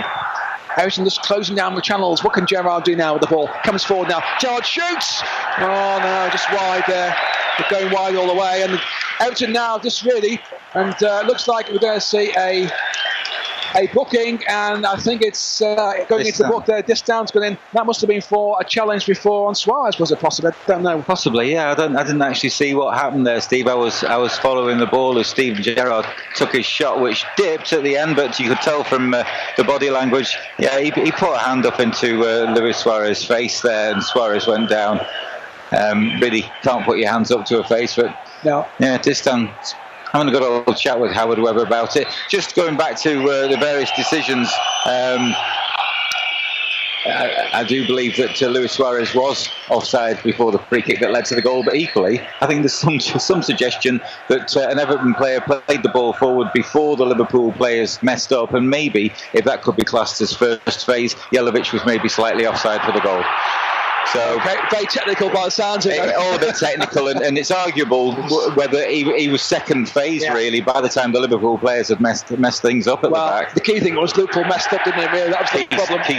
Keystone, big star. Absolutely keystone for Liverpool. Here comes Everton now, who enjoying the circuit of the Liverpool attack. Long ball forward now as Howard goes chasing for it that far side, and ball is, and then this goes out for a Liverpool goal kick. Yeah, from where I was sitting, that looked a little bit off the Liverpool player, but there we go. Yeah, actually, as Liverpool tried to play the ball out of defence for that goal, I mean, we're talking 24th minute now. We're in the last 7 minutes of this first half. The ball ricocheted off Tim Cahill into Jelovic's path, and that's what made him offside. So yes, controversy here at Wembley, and it's not been without controversy this fixture over the years, has it? No, it would be a derby if it wasn't. There's a controversy somewhere along the way. The Evertonians they're still quick to remind the red side of the Alan Hansen handball in the '84 Milk Cup final, would you believe, all those years ago. I think everybody in the stadium but the referee saw it that day. I know I did. Anyway, the ball out on the far side now for Everton throw, which Neville will take. Thrown forward up towards the halfway line. Brought down there by Jelavic, who's using his strength there against Daniel Agger. And then the ball goes off Agger for a throw-in for the Blues, just inside the Liverpool half on the right-hand side. And Neville just asking his fellow teammates to make progress forward. Throws the ball long and deep. It's headed away there by Agger as far as Spearing. Now on to Henderson, just playing on the left-hand side there. Into Suarez, now back to Spearing, looks up, short one to Gerrard, playing quite deep there in midfield. He in turn brings in Glenn Johnson. He's yet to really get into this game a bit more and more. Now he brings in Downing, who's on the right-hand side, onto Johnson. Johnson coming forward into the penalty area. It comes across, just missing head there of Andy Carroll. All he needed to do, really, I think, was just stretch there, and he would have really put the ball in the back of the net, because it was an open goal there for Andy Carroll to get to. And he just didn't quite use his neck length there to head the ball in the back of the net. I think the problem with that was that Glenn Johnson didn't quite get the whip onto the cross that it required, and he anticipated that Andy Carroll was going to be further forward than he was. Just wanted that little bit more whip. I noticed him running out of legs a little bit the other night, Glenn Johnson, before he was taken off, and you just wonder whether he is quite 100% match fit. Well, that's it, and obviously Martin Kelly is on the subs bench. Is fit to play as well, but how fit? How fit, and both of them, it's hamstrings. It's been an issue this season for them, isn't it? Really. Well, interesting. Martin Kelly is on the bench. John Flanagan isn't. Yeah, well, possibly this might have been one game a bit too much for him, really. Ball cleared now by Brad Jones over the halfway line. Andy Carroll's in the Everton blue sandwich there, but he gets the ball, and good play there by Gerrard, out towards the right-hand side to Downing now. Got plenty of space coming forward, checks and turns now. Has to lay it back to midfield again to find Gerrard. Now on to Spearing. He turns, looks to get some support. Nobody at all around him. Has to lay it back in the end to Agger. And now Everton regroup, and the attack is now on the far side now with Henderson, who's playing on the left. Back to Agger, and again Everton just pushing the ball back as Suarez, it comes to midfield to collect the ball. Now as finds Carragher over the Everton halfway line. Looks up now, back to midfield, where he finds Gerrard now, looking to try and spray the ball forward. Finds Johnson. Johnson on there to poor pass, can't find Suarez, but he gets it back now to Downing. Back down towards the byline, Downing with the ball, and then it's just held there by Distan, and it goes out for Liverpool's third corner, this time the right-hand side, facing the Blues end there. Yeah, Liverpool playing some nice stuff, switching down into the right-hand side to try his luck. Here comes Gerrard now from that corner. Gerrard now to the centre, finds Spearing, doesn't shoot, lays it off to Henderson.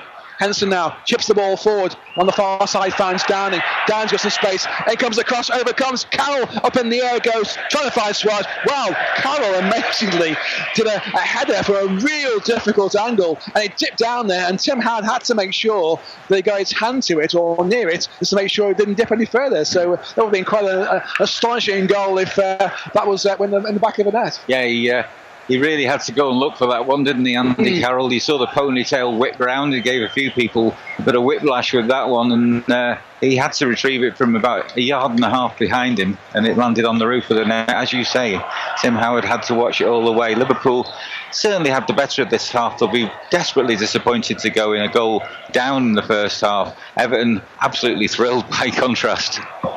42 minutes gone here on the Hospital Radio's Football Network in this FA Cup semi-final, and a foul now, Martin Skrtel on Jelavic.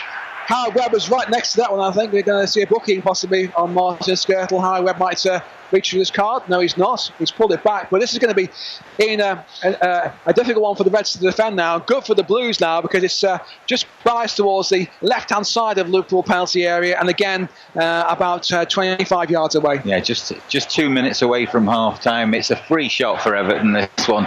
Everton would have been happy to go in.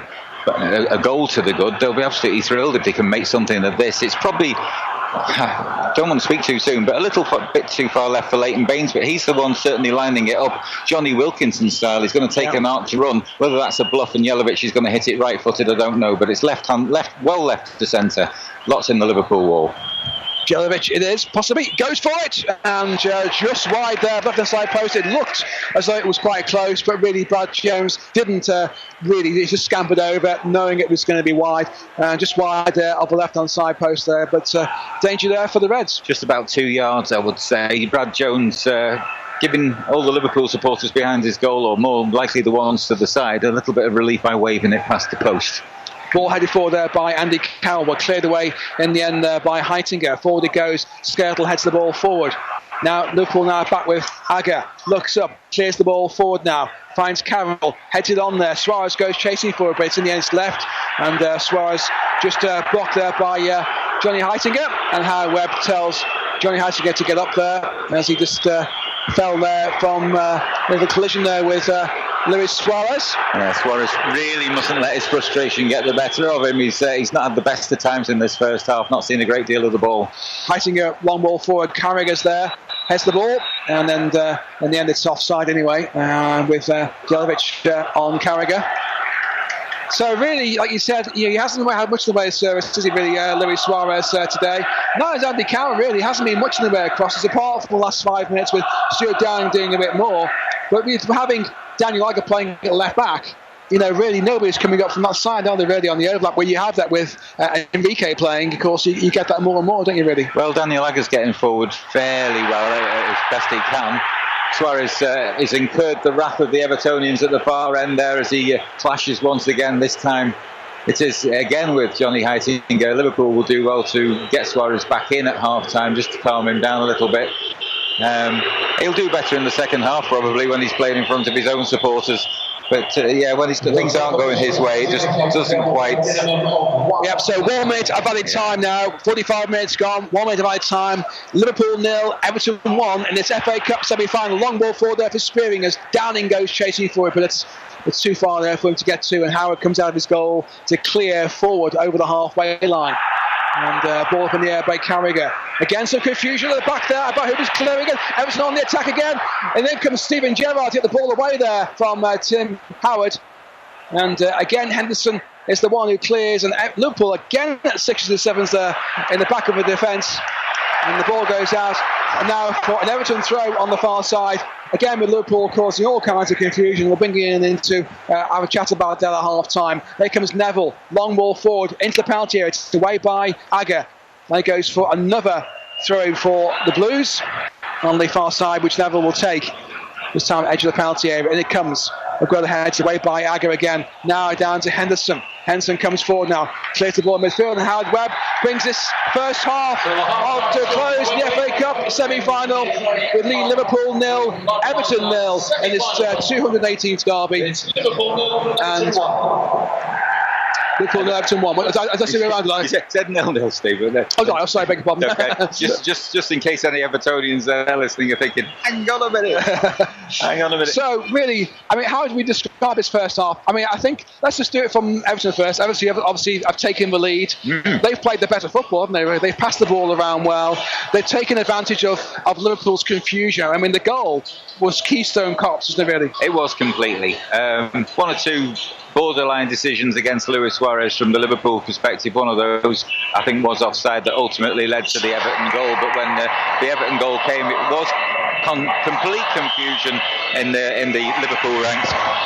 It was complete confusion in the Liverpool ranks at the back. Jamie Carragher probably the most guilty of leaving it to one of his less experienced colleagues when he should have just put his foot through the ball.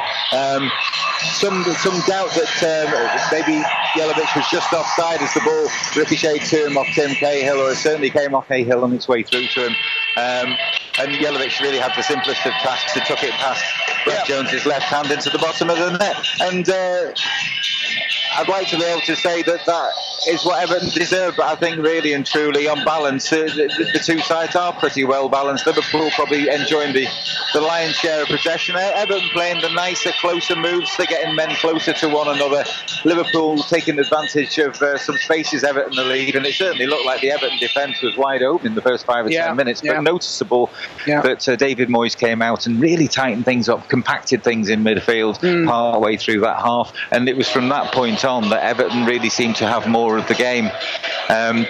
Liverpool labouring up front, definitely. Andy Carroll and not getting the support, are they, really? No, they're not getting players close enough to them. Steven Gerrard, his runs are coming a little bit on the late side, to be honest with you. Maybe he's the player who should be getting closest. Jay Spearing, strangely enough, seems to be getting forward rather a lot for Liverpool today. Stuart Downing having a bit of a lacklustre time on the far side. He seems to be presented with lots of space, shows a lot of promise, indicative of the whole season. Nothing on the end of it. One cross in particular, which Andy Carroll was attacking the near post, as Liverpool fans have been screaming for him to do all season, and he plays it, and then Downing plays it to the back post. You know, the Liverpool fans' frustration was palpable around us. But good performances all over the pitch. Best chance for Everton before they actually scored, and that really was probably the only attempt on goal that they had, was from a Leighton Baines free kick, which was sandwiched in between a couple of goals where Jay Spearing, of all people, maybe feeding off Martin Skirtle after a corner, could have put Liverpool in the lead, but it was waved over the bar by Tim Howard, and then Martin Skirtle had one in the box again following a corner or a set piece move where his shot was blocked. It was heading for goal, but Tim Howard, I don't think, has had a save to make. He's waved plenty over his crossbar, waved a few past. And the same with Brad Jones, apart from the goal. There hasn't been much goal-scoring opportunities by either side. A lot of intricate midfield football's been played today. A real midfield battle has been developing. But Everton have got the advantage here at half-time in this FA Cup semi-final. And depending on where you're listening and which team you support, you'll be happy at half-time. And we'll leave you with a half-time score here as we turn you back to the Radio Broadgreen studio to Chris Orme. Come back and join us here for full second half commentary. It's Liverpool 0, Everton 1. Thanks very much to Steve and Ian. So, in the first Merseyside derby, FA Cup semi-final for a fair few years at Wembley, the half-time score is Liverpool 0, Everton 1. A goal from Nikita Jelavic giving Everton the prized lead. Full reaction to that with myself and Chris Byrne coming right up. This is Radio Broadgreen Sport. It's half-time in the FA Cup semi-final Merseyside derby between Liverpool and Everton, and it's the blue half of Merseyside who've taken the lead. Ball now edge of the penalty area. Liverpool go there to a spot of defending. Jamie Carragher, yeah, full confusion inside the box. Jelavic shoots and going to score. Total confusion inside the Liverpool area there between, I think it was Glenn Johnson and Jamie Carragher, and Nikolaj Jelavic slipped in there to put the ball in the back of the net, and Everton have taken advantage in this game. Doesn't that just sum up Liverpool's season? Complete confusion at the back there, and in the end Jelavic said, well, if neither of you are going to clear it, I'm just going to slot it in right-footed down to Brad Jones, bottom left-hand corner, and Everton take the lead. 23 minutes gone. So Everton going in a half-time with what can be described as a deserved half-time lead. Liverpool have looked very, very short up front of ideas. Half-time stats for you: 53% possession to Liverpool compared to Everton's 47%. Both sides have had 5 shots, 3 shots on target apiece, 3 corners to Liverpool, 1 for Everton, and just the 1 booking, and that was Sylvain Distin booked for Everton. Our Evertonian supporter Chris Burns in the studio. I expected a lot more from the first half of that match. It was very, very, very cagey, but absolute howler by the Liverpool defence, letting Nikita Jelavic in, and what he has shown so far this season is you cannot give him any kind of sniff in front of goal. Yeah, absolutely. It's been a very tense game so far, but the way both teams have played, I think going into the half-time, both sides were settled for a draw. But Nikita Jelavic shows he's deadly, especially in that 6-yard box, and his reading of the game has come on leaps and bounds since he's gone to Everton. There's a bit of a mix-up between Carragher, I think it was Agger at the time. That's probably because they haven't played together as much as they have in recent years. But going into the half-time, I don't think Kenny Dalglish's got too much to complain about than that mix-up, because I think even though Liverpool probably looked a bit tense on the ball sometimes, they have had more shots on goal than Everton have. Most of them have been from range, admittedly, but I know you can just see Steven Gerrard with one of his drive and runs, or Andy Carroll somehow sneaking a goal in if Liverpool keep up the hard work. Up front for Liverpool, they've looked. It's not that they've looked poor, it's like they're just running out of ideas. It really does. Luis Suarez is completely off the boil. He's clashing with so many of the Everton defenders. Looks like he's rugby tackling and having rugby matches and wrestling matches with some of them. Andy Carroll's not in the right place at the right time. It just looks so disjointed for Liverpool. Their most attacking threat so far has actually been Jay Spearing. Yeah, well, I think it's not a lack of effort. I think all the players are trying hard for Liverpool at the moment, particularly the attacking players. Like Andy Carroll's been in the box, he's been putting himself about, but he just hasn't got the service. So then you're looking at Luis Suarez, who can create chances for himself, create things out of nothing, but he's been particularly outplayed by both of Everton's centre-backs. Like between them, Distin and Heitinger have pretty much played him out of the game, and you can tell just before the end of the first half there, Suarez's mind, he was losing a little bit. He's getting a bit frustrated, and he's going to have to be careful of that in the second half. But from an Everton point of view, perfect half, to be honest. Tim Howard hasn't really had to make that many saves. He hasn't had to do that much. It's been a midfield battle. One chance has fallen to Everton. They've taken it. David Moyes, I think he's going to have probably the easiest half-time team talk out of the two managers. Yeah. Well, I think they put a particularly industrious display at the moment. I think David Moyes will be pleased with that. They haven't created too much, but they haven't let Liverpool create too much either, and they took their opportunities when they come, which sometimes doesn't go too well for Everton in the first half of games in the Premier League this season. But I think the midfield particularly have played very well so far for the Blues. Fellaini and Osman have been winning the ball more often than not, and I think if they keep on doing things like that, more chances will develop. It's just whether the likes of Cahill and Jelavic can step up and take them. I think from a Liverpool point of view, because we are split in the studio, Chris is our resident Everton supporter, I'm the Liverpool supporter. Obviously we've got Dan, but he's floating it away somewhere and he supports Wigan, so that doesn't really count. But from a Liverpool point of view, it's going to have to come off the substitute bench, because Liverpool have looked so poor up front.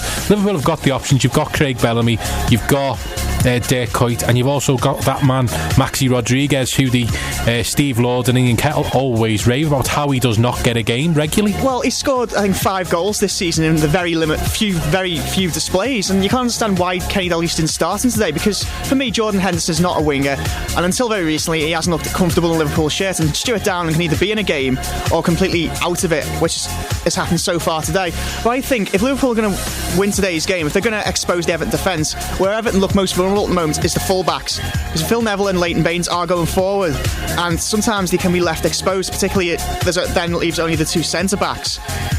Distin, of course, on a yellow card. It's time for Liverpool to play the ball down the wings, and I think if Stuart Downing in particular doesn't show any improvements early in the second half, it's time to put Rodriguez and Kuyt on. Certainly is. Radio Broadgreen Sport taking you right through the second half. From a Liverpool point of view, we can only hope for better. From an Everton point of view, more of the same. Please stick with us. Full second half commentary coming up right after this. This is Radio Broadgreen Sport. About a minute to go till kick-off, so we will hand you back over to Wembley. Let's hoping from the red half it's a lot better second half, from the blue half more of the same. We're going to send you back over to Wembley, and our commentators, it's Steve Lord and Ian Kettle. Thank you. Yes, welcome back to Wembley. Here, the sun is still beating down here, and it's absolutely a fabulous day here down here. Look up towards my top of the roof there, the Goodyear balloon just going overhead, and both teams are just about to come on the pitch any moment now, actually, really. But we could actually hear you a bit better there back at the studio, Chris, and just What are your thoughts on the first half? Well, myself and Chris have both looked at it, and Liverpool look so. They look lacking up front. So Luis Suarez he's getting so frustrated. He looks like he's more like a wrestler. The wrestling matches he's having with some of the Everton centre halves. It's absolutely. Yeah, I think it's going to be a bit one of those games, really. But we'll see really how it progresses in the afternoon. But I'm sure really they will have spoken to Suarez at half time and calmed him down a bit, really. But I know that you're a Blue, and I think you'll be very happy that the way Everton are playing here today. Liverpool get to get their game together, really. Both teams now on the pitch. So we'll take it from here, Chris, and we'll speak to you at full time. Ian to my left-hand side. Really, what can you say really at half-time? Obviously, there are substitutions being made by both sides, really, but Everton are going to be the happiest, obviously, going in 1-0 at half-time, and also had another opportunity to score as well, close to the end of the first half as well. It's been a game of few chances, really, hasn't it? But certainly, as we were saying before, Everton have been playing some pretty decent stuff. Getting players close to one another. The Liverpool fans, Istanbul style, trying to rally their troops. Liverpool all set to get things underway in the second half. Howard Webb just waiting for everybody to clear the pitch, checking with his various assistants. I, for one, can't see a thing because everybody's standing up around us. But David Moyes got to be happy with that Everton performance in the first half. Liverpool. Lacklustre. Yeah, it's got opportunities from Liverpool's point of view, isn't it? That's what's been lacking, I think, in the first half. So, we'll see what happens in the second half, see what they do. And Ian Kettle will take you through the first portion of commentary here in the second half on the Hospital Radio's Football Network, live from Wembley. Yeah, Howard Webb checks. We're underway. Liverpool kicking right to left towards their own supporters. Everton kicking towards the western end of the stadium. We're towards the eastern end here as Liverpool just play it away at the back. The similarities with 1986 are absolutely uncanny as Luis Suarez tries to feed Steven Gerrard. Gerrard tries to burst inside the box. But just can't get onto that one. I can't just latch on.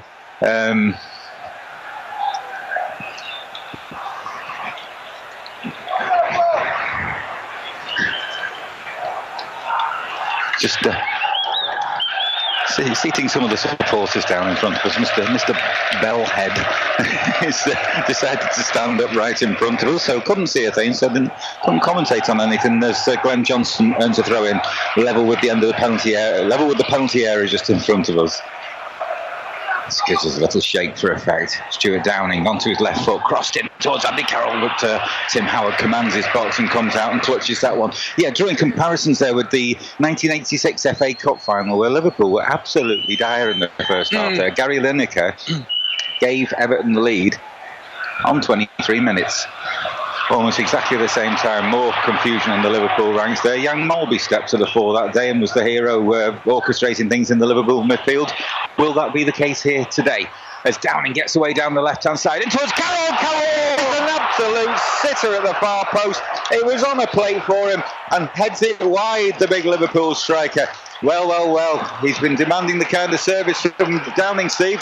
Well, it was an inch-perfect cross from Downing on the right-hand side, wasn't it, really? Over it came, and Carroll there, just wide of the right-hand side post, had the goal at his mercy. Literally had to head the ball over there, and that's another one which is wide. He pulls the shirt up over his head and his eyes. He knows that should have been the equaliser, Andy Carroll. Completely mistimed the header, didn't he? He nodded at it far too soon. And it was a really, really poor attempt by the big Liverpool striker as Everton looked to get away down the far end. So, it's a tale of two strikers. One picks up for an absolute song, and one £35 million. Well, no wonder the Liverpool owners decided to watch the Red Sox today. As Liverpool look to build from the back again. Best cross of the afternoon from Downing. That's an apology from Jay Spearing as he tries to play the ball forward, but goes long instead of short. Suarez had come short and Everton able to get the ball away relatively easily. Liverpool doing their best to give the ball away to Jelavic, but Spearing sticks a foot in there and gets it back to Brad Jones, who clears slightly more assuredly than he did at Blackburn Rovers the other night, but headed forward by Neville for Cahill. That's Glenn Johnson just covering for Liverpool in the right back position, heads it back to his goalkeeper again. Brad Jones looks downfield. The Liverpool players seem flat to me, Steve. They don't seem to be as up for a game like this as maybe they should be. The Everton players are playing with more of a spring in their step. Yeah, I think there's that. There's confidence as well. I still think there's isn't much confidence there. As Brad Jones, just as well to chest the ball down there and clear it forward. It's confidence. I mean, here comes Liverpool on the attack again now. Yeah, nice little ball round the corner from Downing for Carroll. Carroll forced wide though by Distan. Carroll playing like a winger now, trying to cut in from the right-hand side and playing like a Liverpool winger this season. Gives the ball away to Fellaini, but Everton put the ball into touch. Liverpool fans are buoyed by this early pressure, early possession from the side in red. But it's still the side in blue who lead 4 minutes into the second half here at Wembley. If you're just joining us in the early kick-off. Every team that scored first in the last 4 semi-finals here at Wembley has gone through to win. And that's just overhit by Jay Spearing. Clutches his head in his hands as he had the easiest of balls to play back to Luis Suarez. The 1-2 was on there. And Spearing just knew he'd got that one wrong, and Everton easily able to get the ball away. On the left-hand side now with Jelavic. Infield to Cahill. Jelavic passes and moves. Very impressed with this striker this season. Everton. Gay with the cross in. It's over all the heads. Daniel Agger chests that one out. Possibly needlessly for a corner on the far side. Everton seconded the game. And right wing corner for Everton. A chance for them to attack the goal behind which the fans are mad. Well, Agger turns round to Brad Jones. I didn't hear the call. I didn't hear you. I thought it was a player behind me. Brad Jones obviously didn't shout to him. And they've conceded a corner. Everton second. Said needlessly. Daniel Agger didn't know that, and it's often the needless corners that lead to something, isn't it? Yep. Liverpool haven't lost a semi-final to Everton since 1906. In comes the corner. It's headed clear at the near post to Suarez. It was a good header clear by Johnson. Good turn by Suarez. Turned his man and gets away over the halfway line. Suarez bursting down the left wing. Man over on the far side. Slips Suarez. Checks onto his right foot. Cuts inside. He's tracked all the way by Osman, who manages to block the Uruguayan.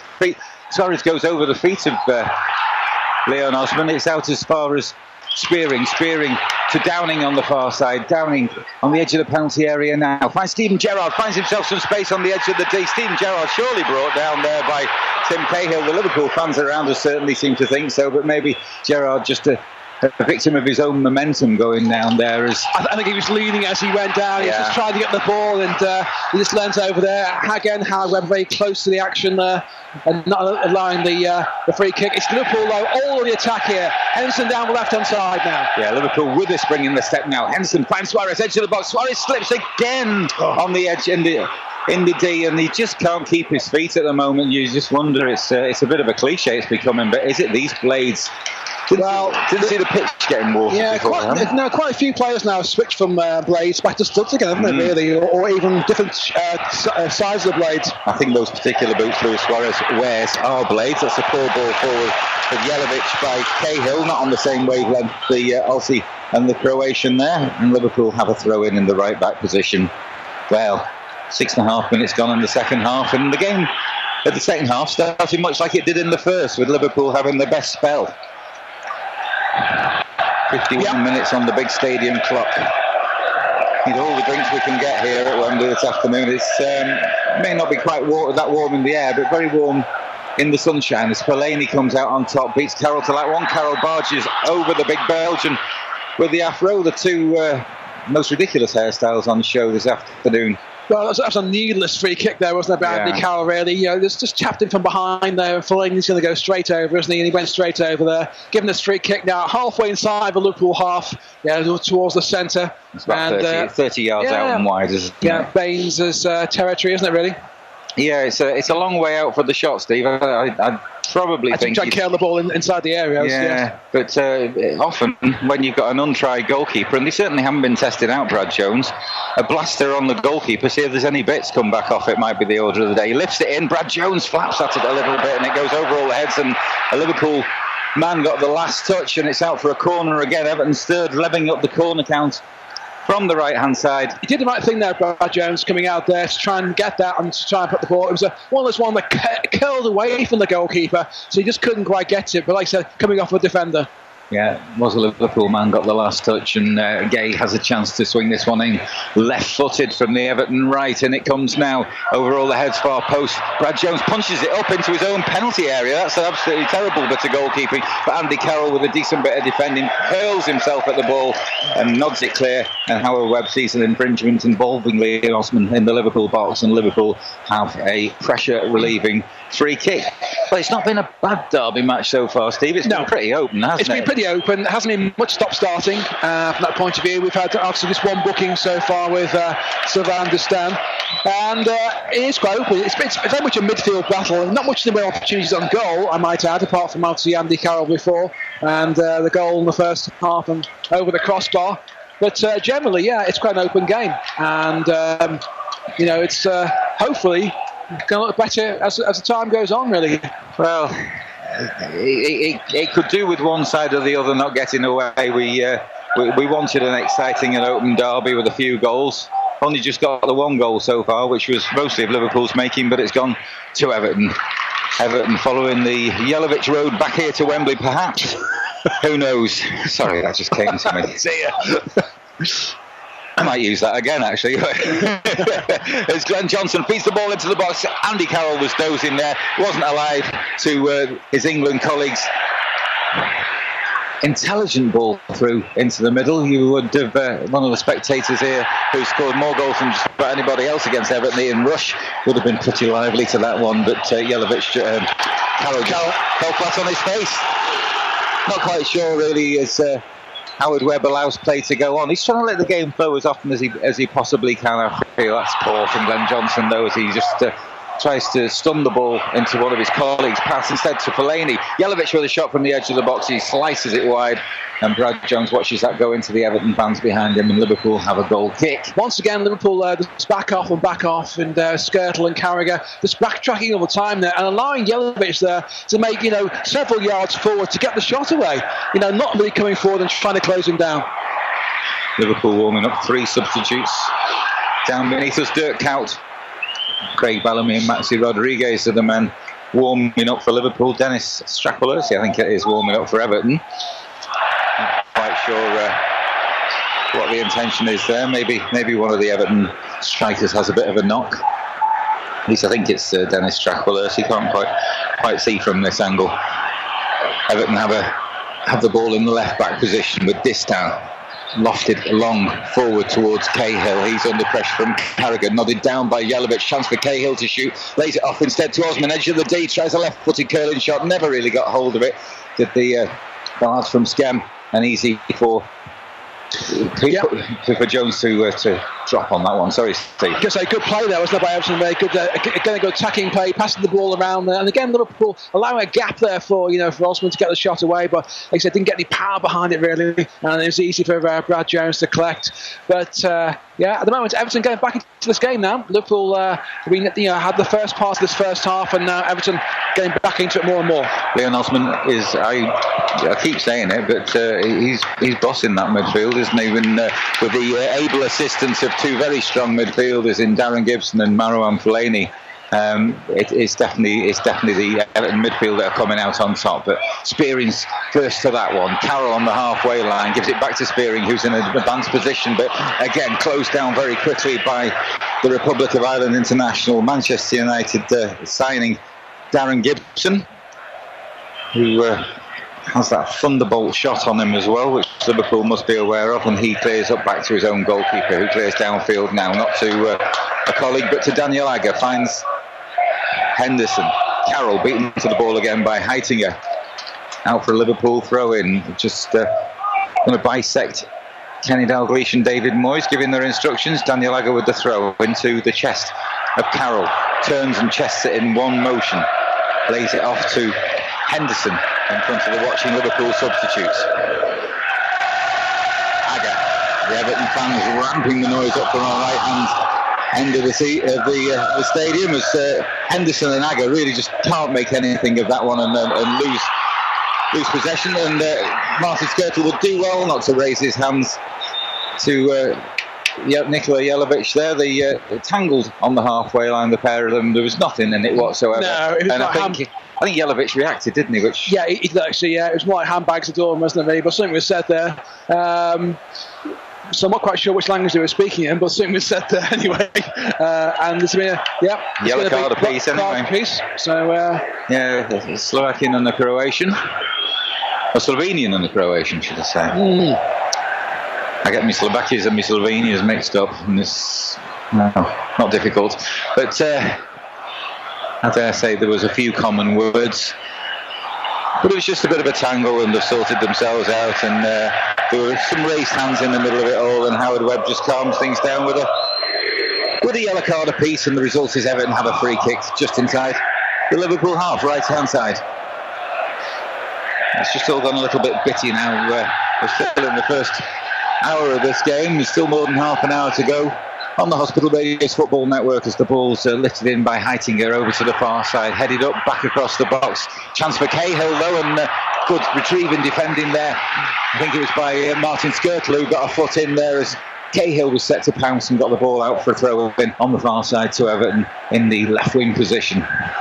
Liverpool really seem to not want the game as much as Everton do. I mean, Everton seem to be more coordinated by passing the ball around and just taking the opportunity when Liverpool make mistakes. And seeing Liverpool defending far too deep for my liking, far too deep. Phil Jagielka's been sent out to warm up. Not quite sure what that means. He got a bit of an instruction as the throw-in comes in. Liverpool get it half away, only as far as Neville shoot, cry the Everton supporters.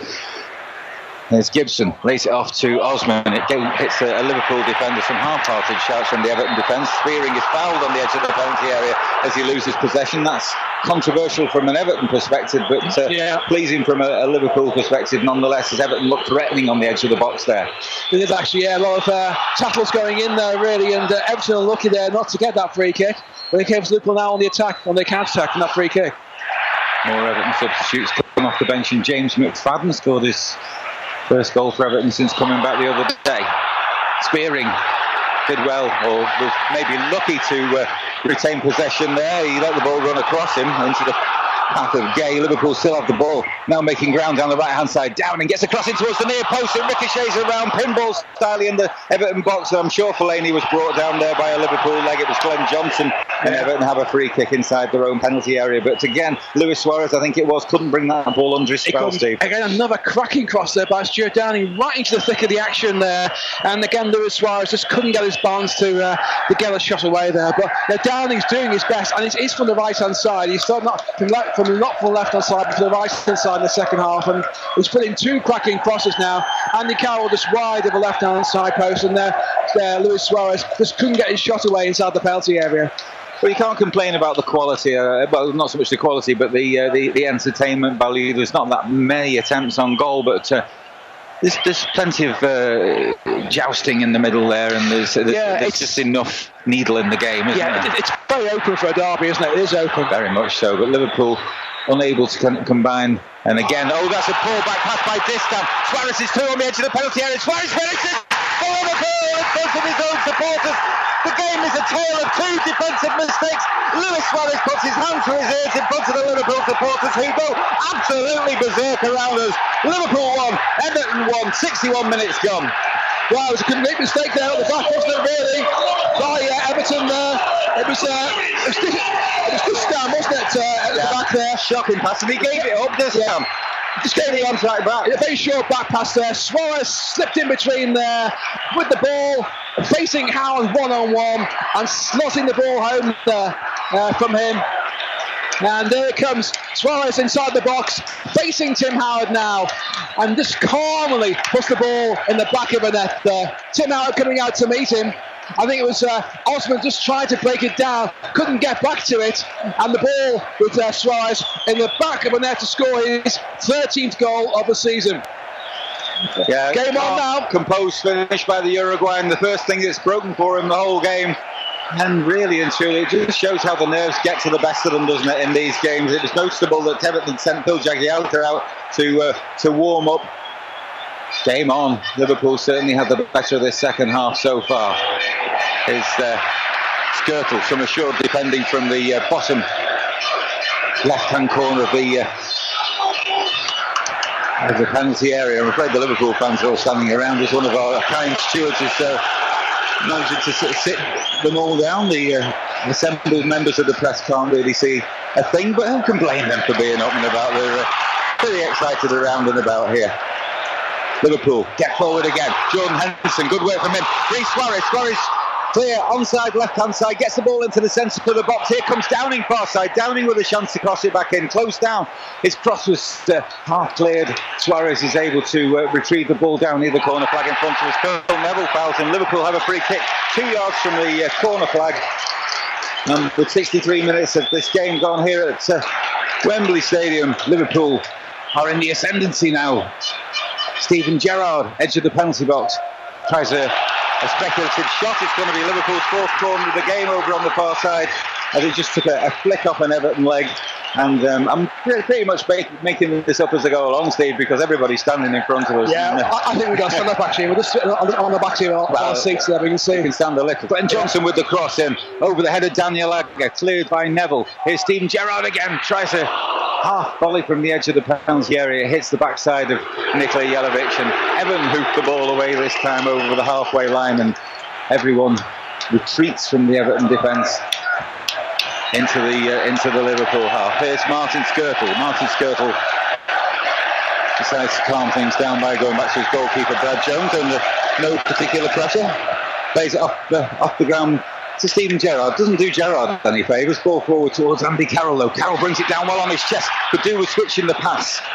Carroll instead finds Spearing. Needs to lay it off quickly to Skirtle under pressure.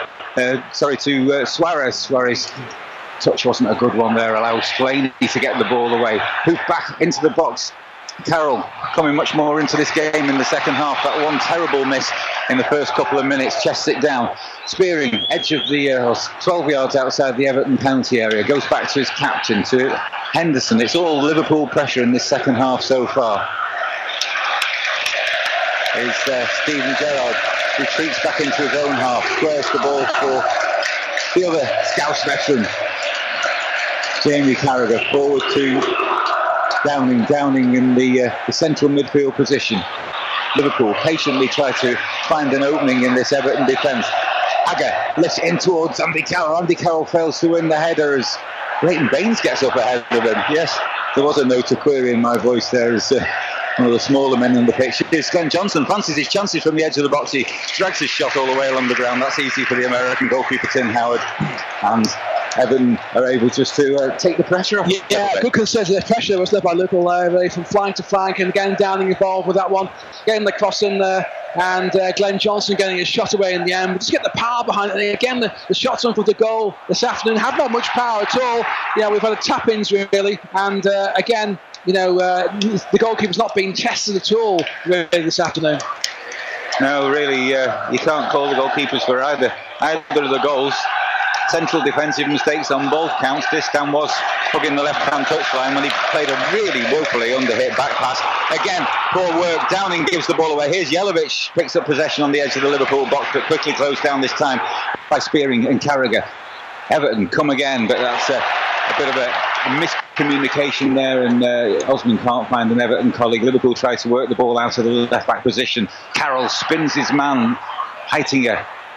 Everton come up with possession though. Here's Gibson, right-hand side, lifts one in. Should be the goalkeepers every day of the week. Gets a punch to it. Gay with a chance to lift this one back in from the corner of the penalty area. Played against him by Downing. The two number 19s come together. Everton left-hand side. Infield to Fellaini. Liverpool need to close him down. Tries a 1-2 with Jelavic. Jelavic hoists it back into the penalty area. Spearing volleys it away. Liverpool have a chance to clear the lines here, and maybe the break is on if Downing can find the right ball. Downing into Spearing. Spearing to Gerrard. Gerrard finds Agger in space left-hand side. Still inside his own half, minds. To the Liverpool skipper. Edge of the centre circle is Spearing. Spearing lays it off to Stephen Gerrard. Liverpool just slowing the tempo a little bit. Andy Carroll's run into an offside position, so the long ball isn't on. Heavy touch from Suarez there, but he retains possession, plays it against the heels of Sylvain Distin, and Liverpool have a throw in far side.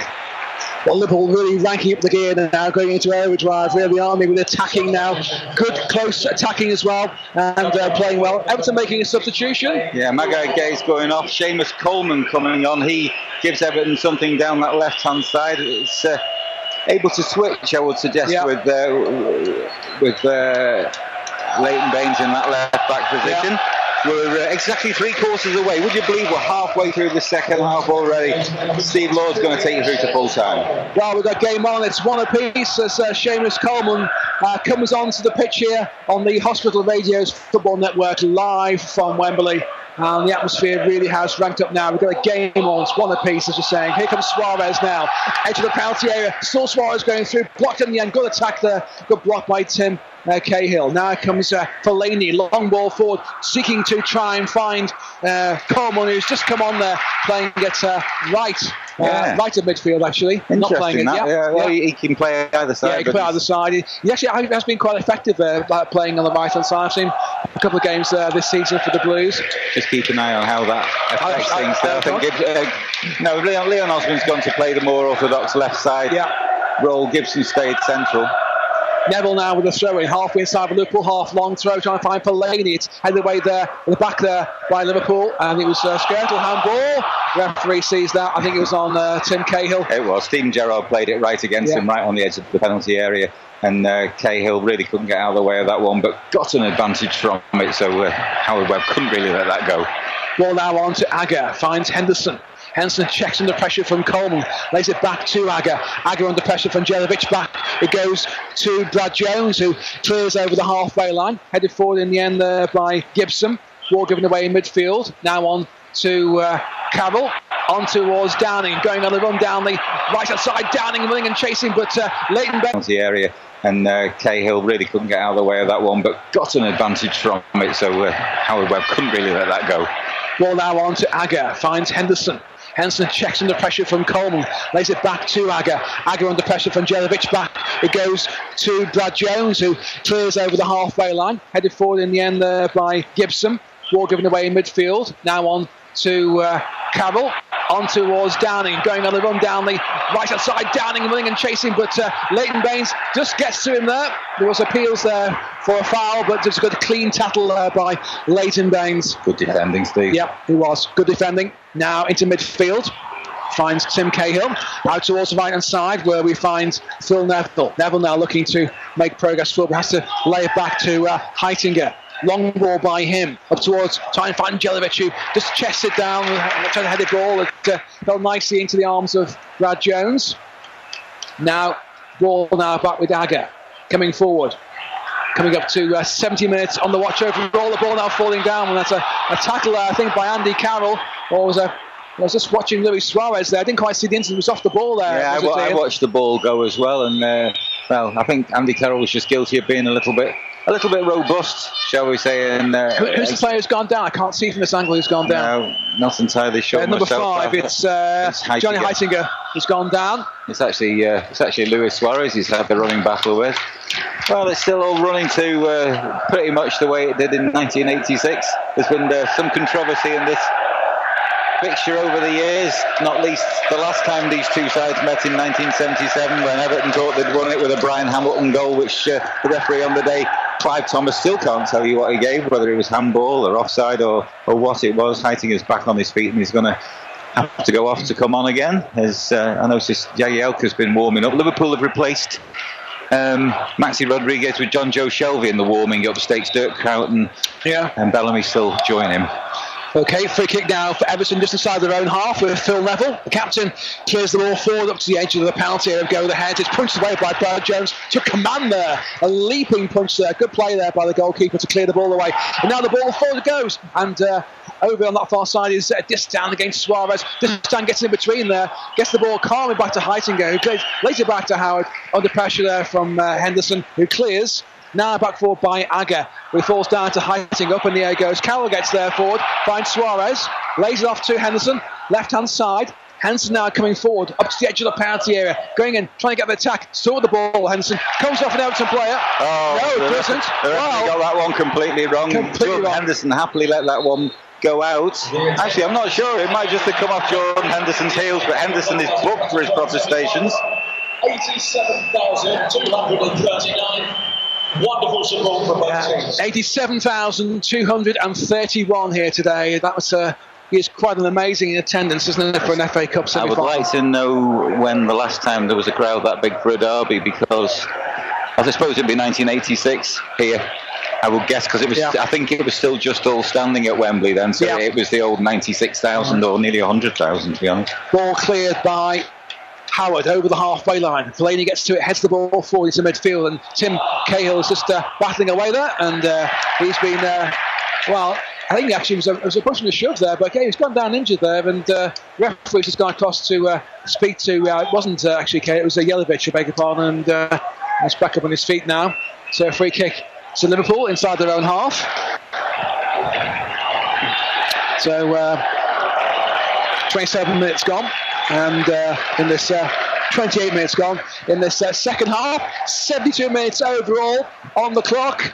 Liverpool now one apiece here in this game. We're live at Wembley on the Hospital Radio's Football Network, broadcasting live to Radio Broadgreen Sport this afternoon. Andy Carroll felt he was fouled. The referee says no. Ball now with Fellaini. A bit of head tennis there from the Belgium. Lays it back to Neville. Neville has to retreat under pressure from Henderson. Henderson just gets a foot in there and didn't allow Neville screaming at Tim Cahill to come and support him there in midfield. And he had no support there, and Henderson did well. Seems to be getting better at the back end of the season, I think. Do you think Henderson really?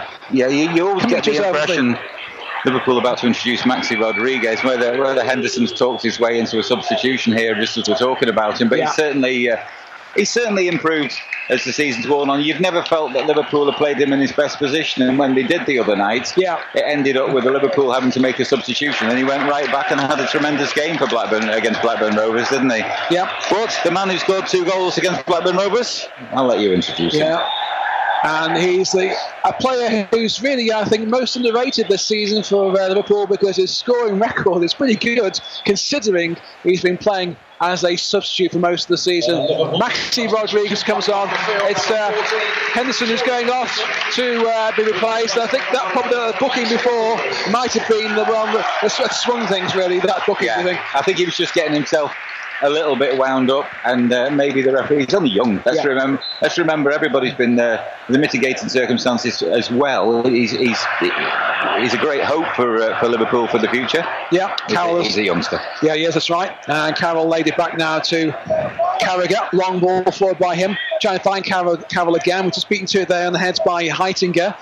Everton just battling away and get the ball with Coleman. Now to Neville, long ball forward, trying to find Fellaini. There's Daniel Agger heads the ball out, and that's going to be a throw in, which is taken quickly by Fellaini to Neville. Neville now on the right hand side, into the centre, he finds Cahill, lays it back to Neville. Neville now again just finds some space, looking to pass the ball. Short one, it goes to Gibson. Gibson forward now, out towards the right hand side, finds Fellaini. Concerted pressure here by the Blues. Laid on there. And kept in play there by Coleman. In comes the cross inside the penalty area, and it comes off a Liverpool defender. Everton there with that concerted pressure have won themselves a corner. It's 4 apiece on the corner count. It's 1 apiece overall. Liverpool probably guilty of switching off there, thinking that Coleman wasn't going to get to it, but Coleman is pretty pacey and can whip a decent cross in. And did it with ease, didn't he? Yeah, left-hand side facing the Liverpool goal at the Everton end. In comes the ball over all the players, headed away there by Andy Carroll, who's been one of the consistent defenders of the season from Liverpool's point of view, apart from the other night when he almost scored an own goal. I'd say not troubling Brad Jones on this occasion like he did the other night. So Neville now with a throw-in, right-hand side, parallel with the box. In it comes outside the box, short to Gibson. Liverpool force it back as far as Distan. As far as Baines now. Baines passes the ball forward. Edge of the penalty area. Danger now. Osman lines up a shot coming in. Right into the arms, though, of Brad Jones. Had to pat the ball down to take the sting out of it.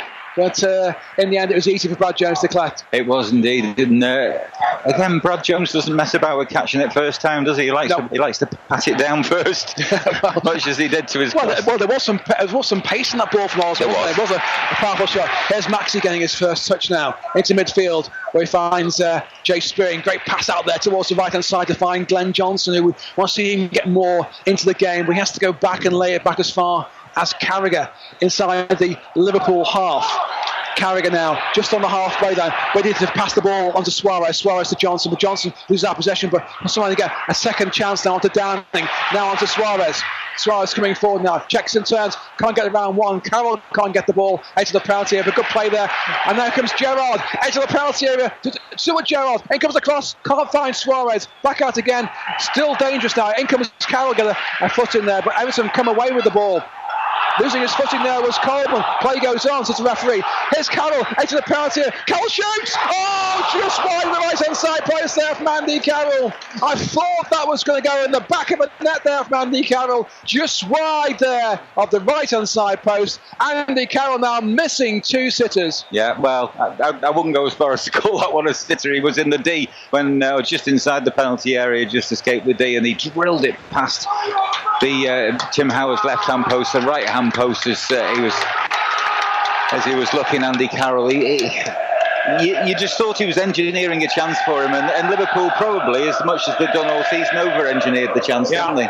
Well, it was 90 wide, just looking at the replay there again, literally a fraction away there from the right-hand side post of Tim Howard's post. So Liverpool again coming close to scoring, but Everton have possession now inside the Liverpool half with Coleman on the right-hand side. He in turn lays it back in midfield to Gibson. Gibson twisting and turning on there by Cahill, trying to bring in Neville, and it's a poor pass by him, and it goes out for a Liverpool goal kick. Yeah, the 2 former Manchester United men not communicating there, and Darren Gibson just spreading his arms wide at his skipper.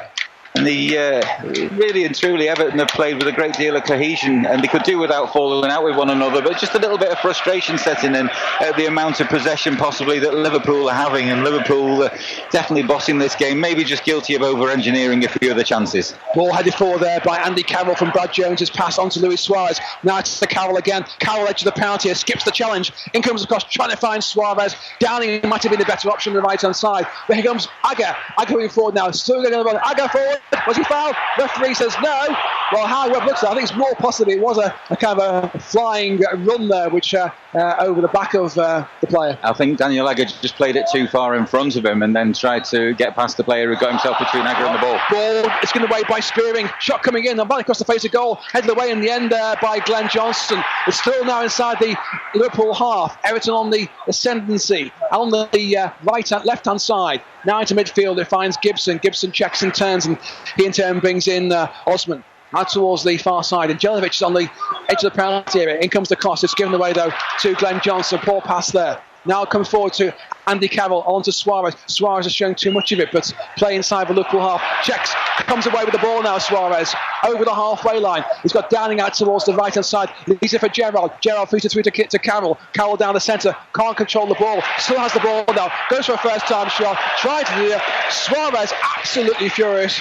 But really, in all fairness to Andy Carroll, he checked and turned, went for the shot, didn't see Suarez in front of him. By the time he saw Suarez, he'd taken the shot. He had, and I think the ball that maybe he should have played, the Liverpool supporters are a bit frustrated that Maxi found a little bit of space and he was in his eye line, but no, I think the Liverpool fans will maybe be pleased to see, and that certainly Kenny Dalglish will be pleased to see, as I think Craig Bellamy's just getting the call, but Andy Carroll's at least got the confidence to take these things on. But there's some tired legs out there, there's some players worked hard, it's quite fairly sapping conditions. Quite warm for the day as well, really, with the sun coming down, though they're playing most of the game in the shade on the far side. Ball now on to Fellaini. Inside the box, Jelic comes in, shoots just to the side netting there. Through the Everton supporters to the right-hand side. Thought that had gone in, but it wasn't, just in the side netting. With danger there for Liverpool, because again, good play down the left-hand side there, allowing Jelic to get the shot away inside the box. It was, and Liverpool were just completely carved open. Everton won a 50-50. Fellaini managed to head it on. Jelic edge of the box. Took it first time, as he so often does, and drilled it with his left foot into the side netting. Brad Jones probably had it covered. We'll give him the benefit of the doubt. Now he's dived to his right-hand side, Brad Jones, but it was a powerful shot there by Jelic. I can confirm Craig Bellamy is getting ready. I've just seen the red and blue boots. And offside. Offside was Leighton Baines on the far side. But it wasn't Leighton Baines, actually, beg your pardon. It was Stuart Downing.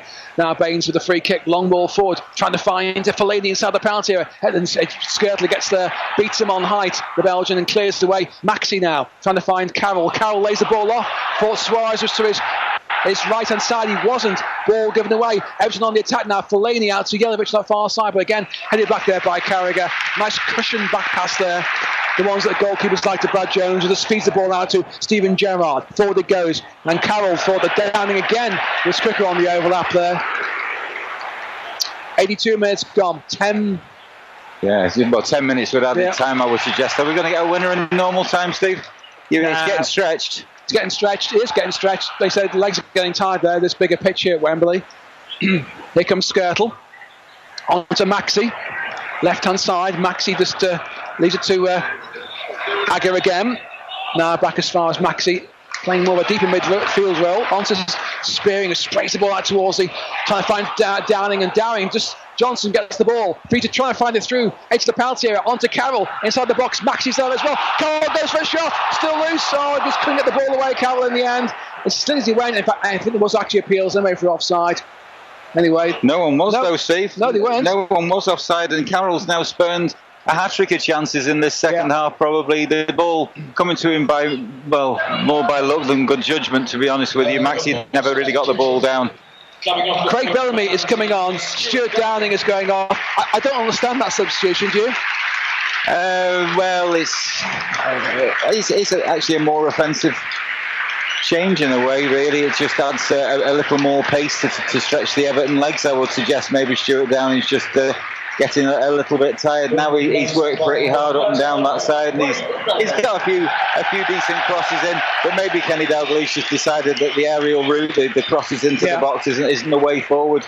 Who knows? But the Everton defence won't be happy to see him. Sorry. That's right. We all know what Craig Bellamy can do, but I just don't understand these substitutions sometimes this season Liverpool have been doing, and why Downing's been taken off. And with those crosses that have been coming in, not in the last 5 minutes, but certainly for most of this game, there have been quite wicked crosses coming in, which Suarez and Carroll have been taking advantage of.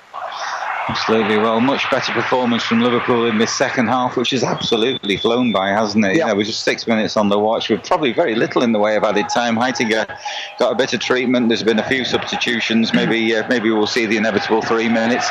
But are we going to the inevitable extra time? The extra time and penalties. Oh my goodness me. Well, when Liverpool involved in the finals is guaranteed. Everton. It's been some time since they've been involved in semis. Here comes Craig Bellamy getting his first touch. Edge of the penalty. Saw Bellamy using his power in his place. And in the end, the ball has to be cleared away in the end by Heitinger. And it goes out for a Liverpool corner. Right-hand side, facing the supporters. It's Liverpool's 5th corner of this game. 5-4 on the corner count. As you can see, Liverpool normally get more and more corners in a game. But that shows you the kind of midfield battle it's been today. Really even. As you look at those corner counts. So Craig Bellamy with the corner from the right-hand side. 40 minutes gone on the watch, second half. In comes the ball. Over all the heads. It's away by Fellaini. Brought down by Skirtle. Lays it off trying to find Gerrard. Gerrard comes in. That's a tackle there by Coleman. Coleman brings him down, going in late. And the referee just goes across. The players all around him. But Gerrard's brought down. And...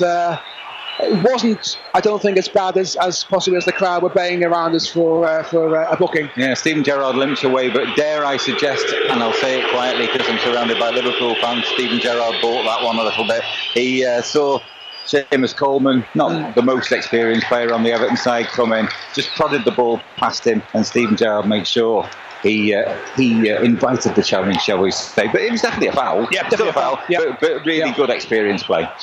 Comes Craig Bellamy now with this one. It's towards the left-hand side of the Everton goal, edge of the penalty area. Gerrard had a word with Bellamy before he went away. What's been said there, we'll find out. Here's Bellamy with the cross, and it comes over all the head, trying to find Carroll. It's in the back of the net! And Carroll weaves away, comes away, and a great set piece there by Craig Bellamy. I was critical of Stuart Downing going off. There was a brilliant set piece there by Craig Bellamy. Finds Andy Carroll on the back of his head, in the back of the net, and Liverpool take the lead in this FA Cup semi-final. Liverpool 2, Everton 1. Well, Andy Carroll proves his worth. He's turned a hat-trick of chances in the second half, and that was a classic centre-forward header rising at the near post and heading it beyond Tim Howard's grasp into the far side. It was almost a back header. Maybe the divine ponytail came into play. I'm not entirely sure here. And everybody around us goes absolutely berserk. And the blue end is looking just that, very blue at the moment. Liverpool lead 2-1. Well, there we are. Liverpool really were having the ascendancy, really, and they were having most of the game as the second half went on. It looks as though it should have come from somewhere, and it came from a set piece in all places, and a great set piece there by Craig Bellamy. And well won by Steven Gerrard, I would suggest. Cue a plethora of Liverpool substitutions, or at least one anyway. They've got one left, haven't they? Yeah. Everton not making any... Everton have just taken Leighton Baines on. Had to throw Victor Anichebe on, Steve. So Leighton Baines is off and Victor Anichebe is on. Let's see what he can do, of course. With the ball now. Steven Gerrard looks up, lays it back into midfield. It's away, though, by Jay Spearing. And comes back for a Everton throw. No, it's not. I beg your pardon. It's been held back. There was a foul laid back on the far side there. The ball was cleared. It is. In your defence, Steve, we have people standing up all around us, and we're not used to this. We can normally see from our elevated position normally, can't we? No, that's right. I don't know, build a new stadium. Where do you put the commentary positions? Right by the crowd. I'm escaped from the atmosphere. All the Liverpool scarves are being waved, as you can hear, and Skirtle with the ball, long forward it goes, trying to find Carroll, brings it down, and Suarez goes chasing for it, keeps it in play. Suarez does well. Suarez passes the ball inside the box. Oh, hits the post. Maxi hits the post. The woodwork yet again denies Liverpool from scoring another goal in this season. I've lost track now. It must be about 26 times he's hit the woodwork at least. That brings up a nice round 30, I believe, Steve. 30, and is it? Could that be pivotal? Could that be crucial? Oh. Martin Kelly and is warming up down beneath us here along with Jose Enrique. Long ball forward now, edge of the penalty area. Up in the air it goes. Everton on the attack now. It's really end-to-end. Carroll now gets the ball. Either goes to the far side.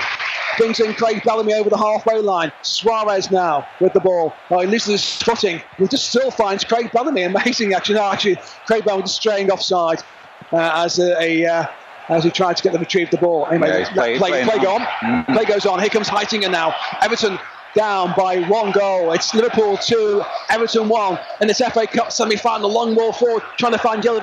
Good catch there by Brad Jones inside the penalty area. I'll give him all the confidence there to take the ball away off the attacker.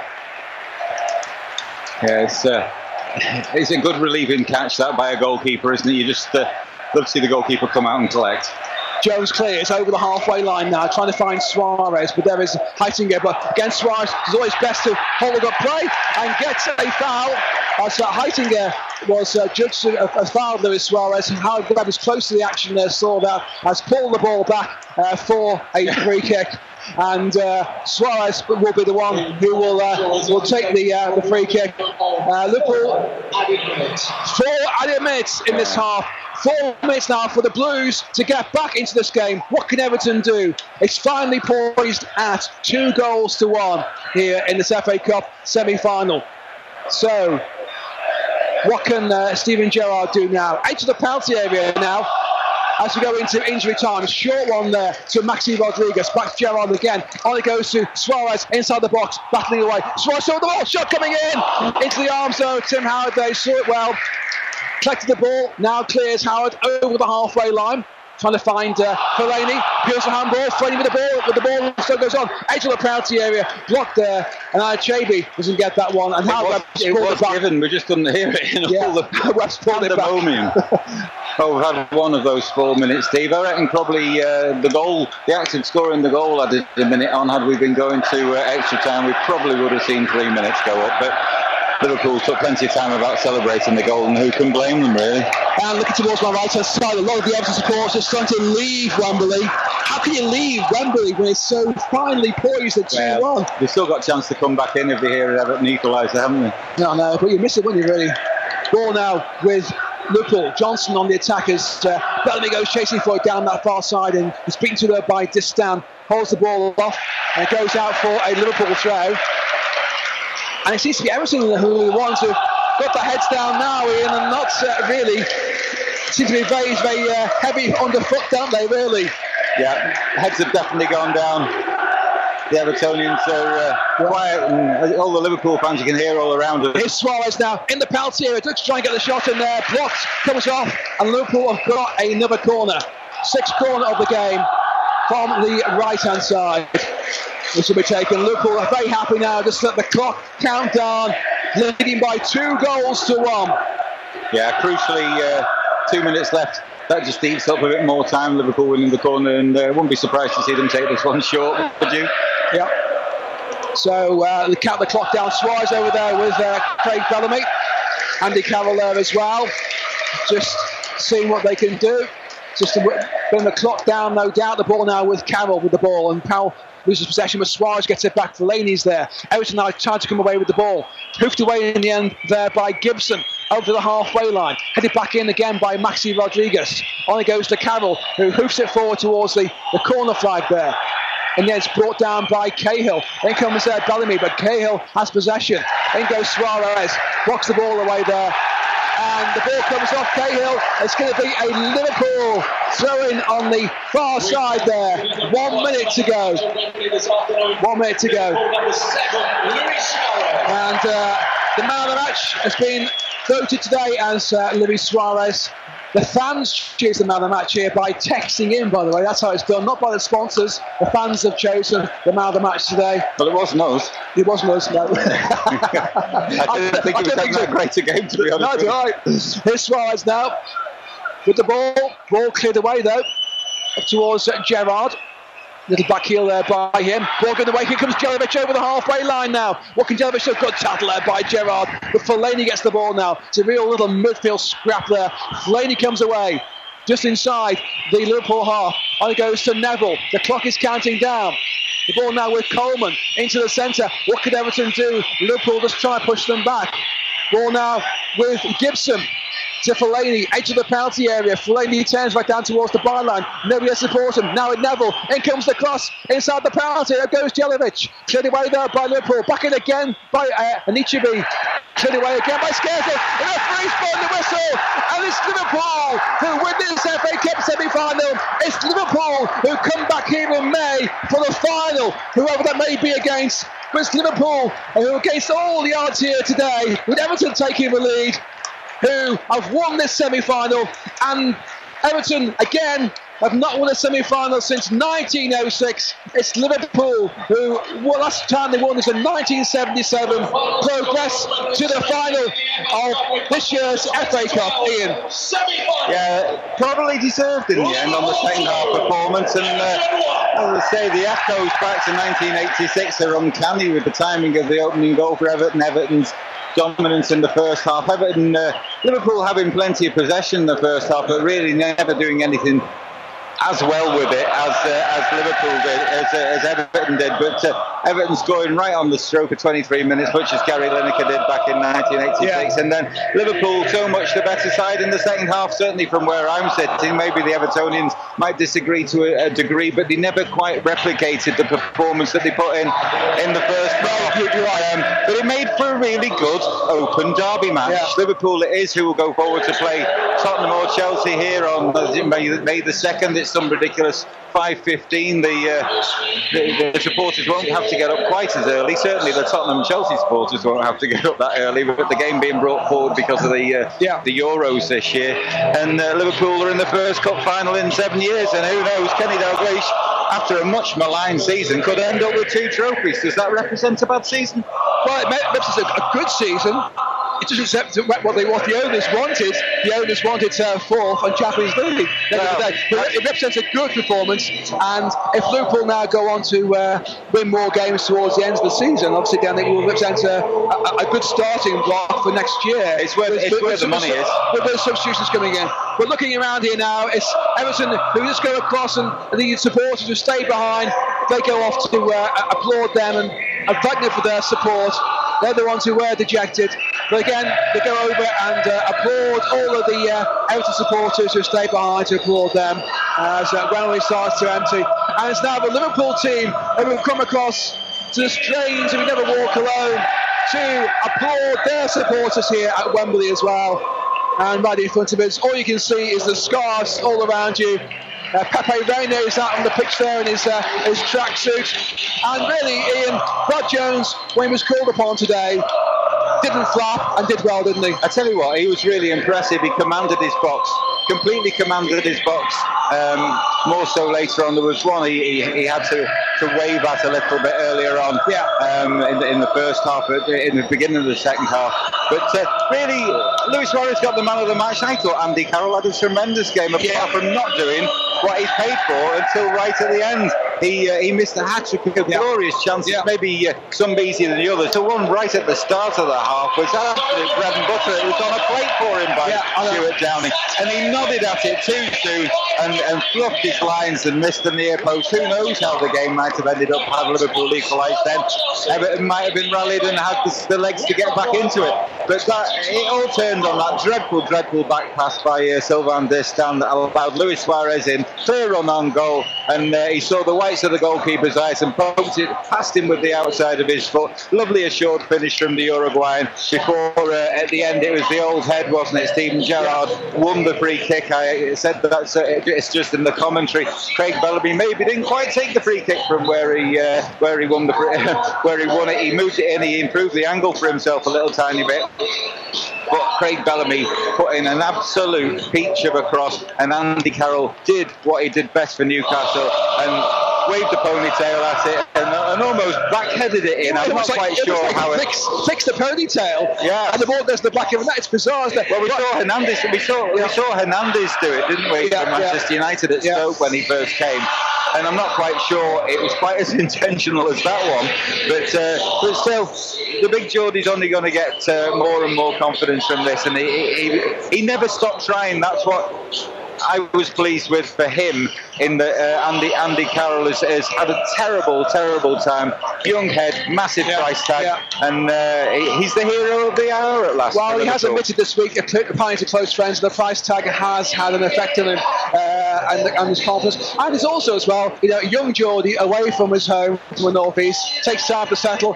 That will give him confidence going forward now, and hopefully things will gel together. And we've seen it so far this season, really, when Liverpool really have been so unlucky, really, not to win games.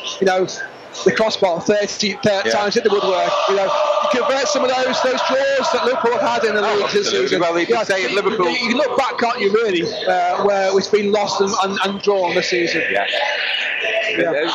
Liverpool, they say, I think if all the attempts, the league attempts certainly had gone in, that had hit the woodwork, it would have been 13 more points. Ifs, buts, maybes. Certainly not had the best of luck this season, but certainly they made their luck today. It came off for them in the end. Everton, got to give them credit for playing such an open game in the first half. They took the game to Liverpool. Leon Osman never stopped, right till the very death. He was absolutely huge for Everton this afternoon. Fellaini maybe didn't live up to expectations. Darren Gibbs, I thought, came in and had a good game for Everton. Jelavic, Liverpool started to marshal him much better. The ball ran kindly for him in the box for the opener. Never really got a decent chance after that, did he? Never had the opportunity to trouble Brad Jones in the Liverpool goal. But certainly Leon Osman, I thought, had a tremendous game for Everton. Defence looks a bit shaky. I'm not quite sure why Jagielka doesn't start. He'd be in my side every time, to be honest with you. He's not getting any younger. Heitiger, Distin have all been playing well, but maybe the decision to play Distin instead of Phil Jagielka cost Everton the game. You just never know. Would Jagielka have played that dreadful back pass? Possibly not. No, but like you said, Everton did play well. It was a game with two halves, literally, wasn't it? Really, with Everton really dominating and having the best of the first half, especially with that goal. A real open derby, and overall, credit to Merseyside, because again, it was played with good spirit, and there wasn't many bookies in the game, was there really? It wasn't stop-starting. No, it flowed very well. The second half in particular just flowed by, didn't it, really quickly? Give Howard Webb his credit. It was noticeable. He was almost demonstrably trying to keep the game going. He understands derbies. Clearly understands derbies. He understands the big match. There were no nasty challenges for him to have to penalise. He clamped down when there was any niggles. There was one or two. There was a little bit there, wasn't there, with Heitiger and Skirtle, or was it Osman and Skirtle? They both got a booking anyway just before half time. Nipped that one in the bud. And really, There were a few 50-50s, a couple of offsides that could have gone either way. Still a bit of a question mark over the Everton goal. Still a bit of a question mark over Luis Suarez when he was through early doors. But in the end, I think it was just about the right result. Brad Jones has just been interviewed on the pitch for ESPN. That's what all the cheering around us is about. He's absolutely thrilled.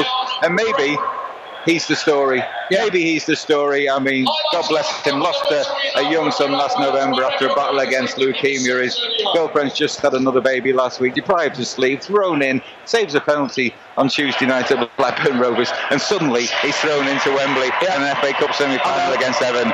Unbelievable story. And played well today. Came out to command this area, punched the ball away. You know, I mean, the goalkeeper didn't have much to do today, I must admit. But Brad Jones, when he's called upon, did that and managed to and as you say, he's now made his first 4 Liverpool appearances in 4 different competitions. Amazing stat there, isn't it? UEFA Cup, League Cup, the League, and then the FA Cup.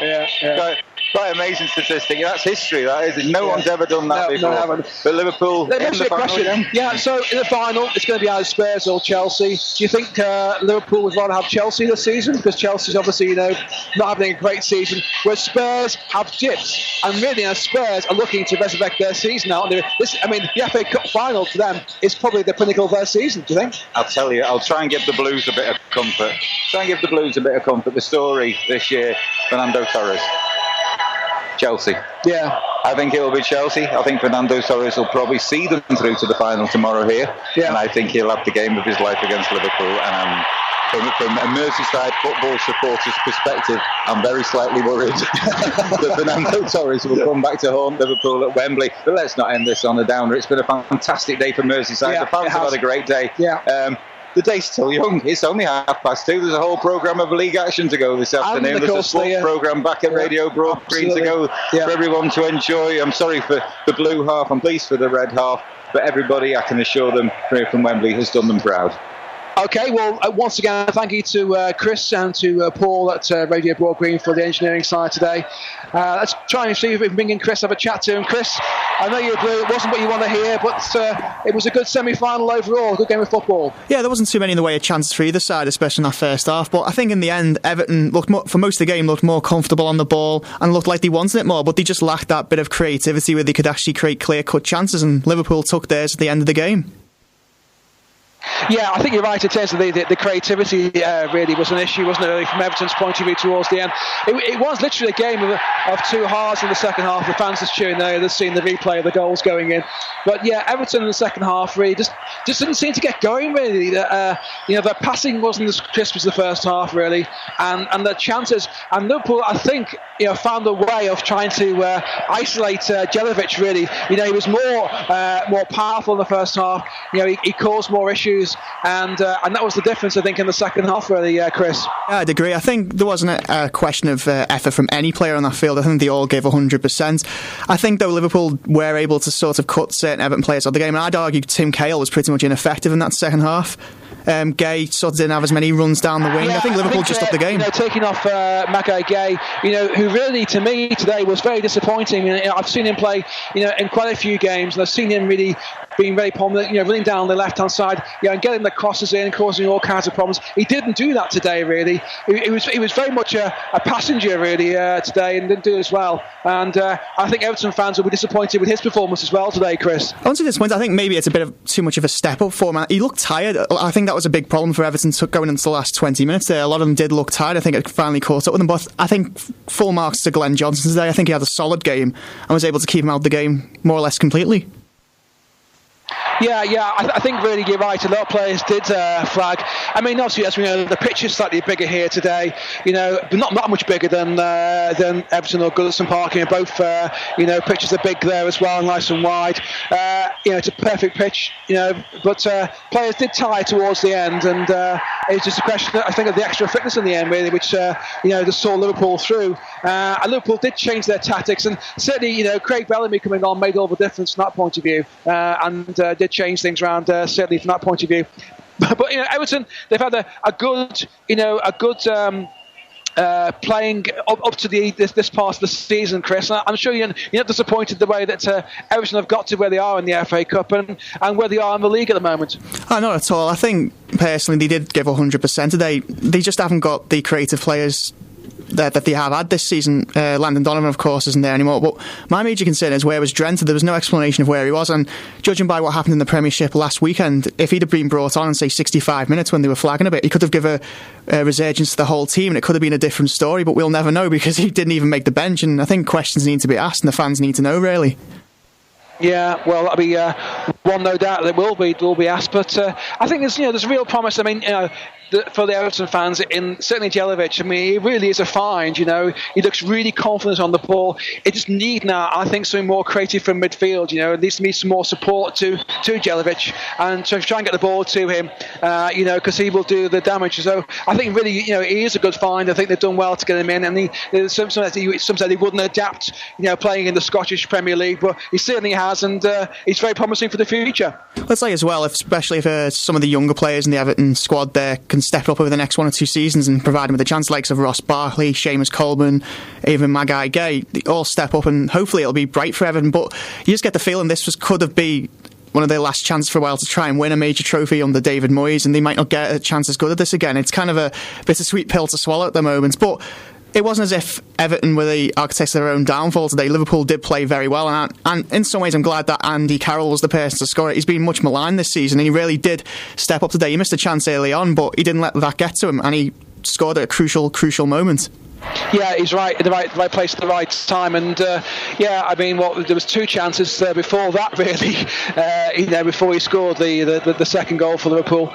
But we're pleased, obviously, that Andy Carroll scored today because he's been under a lot of pressure to perform for Liverpool, and you see his confidence has been getting better in the last couple of games. He's been throwing himself around more like the old Andy Carroll that played at Newcastle. And Ian, would you agree with that? Yeah, definitely. He's noticeably more confident, and I've just been having a good old stare at the replay of that goal on the big screen. And the more you see it, the more he meant it. And It's a terrific centre forward's header. His complete awareness of where the goal was, managed to flick it on with the back of his head, and I likened it to that goal of Fernandes for Manchester United. It wasn't that far away, to be honest with you, but he's playing like a proper centre forward. We've watched Liverpool a lot this season, and we've seen him run under so many crosses, judges runs incorrectly. It's all about the communication. Him and Stuart Downing should really be on the same wavelength. First cross that comes into him from Craig Bellamy, and he's on the end of the thing. Yeah. It was a crowd scene. I will give him that. It wasn't one of those where he's making the clever run here or the clever run there in open play. It was the crowd scene. But the important thing from a Liverpool perspective, he got up and he got the header on it. All right, Chris, well, we'll leave it there for now, and thanks once again for your support there back at Radio Broadgreen this afternoon. We've had a great time here. It's the first time we've actually covered a game at the new Wembley here, and of course it's the first time Everton and Liverpool have been back here at Wembley as such, as we know, since 1977. So it's been really great to do that here today, and to use technology we've used today, and it's all worked very well. And thanks once again for all your support there at Radio Broadgreen, and we'll be back hopefully to do the final against Liverpool or Tottenham Chelsea. We'll find out who it's going to be, and hopefully we'll cover that for you on Radio Broadgreen in May. In the meantime, from Ian and myself here at Wembley, at Wembley, we'll say a very good afternoon to you. Thank you, Chris.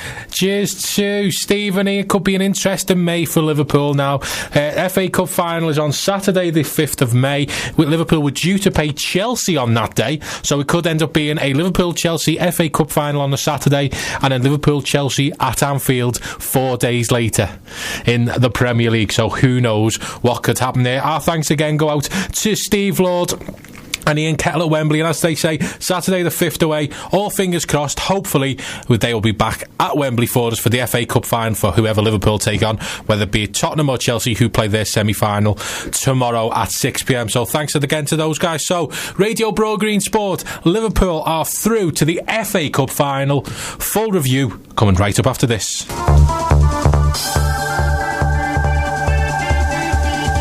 Radio Broadgreen Sport with Chris Orme.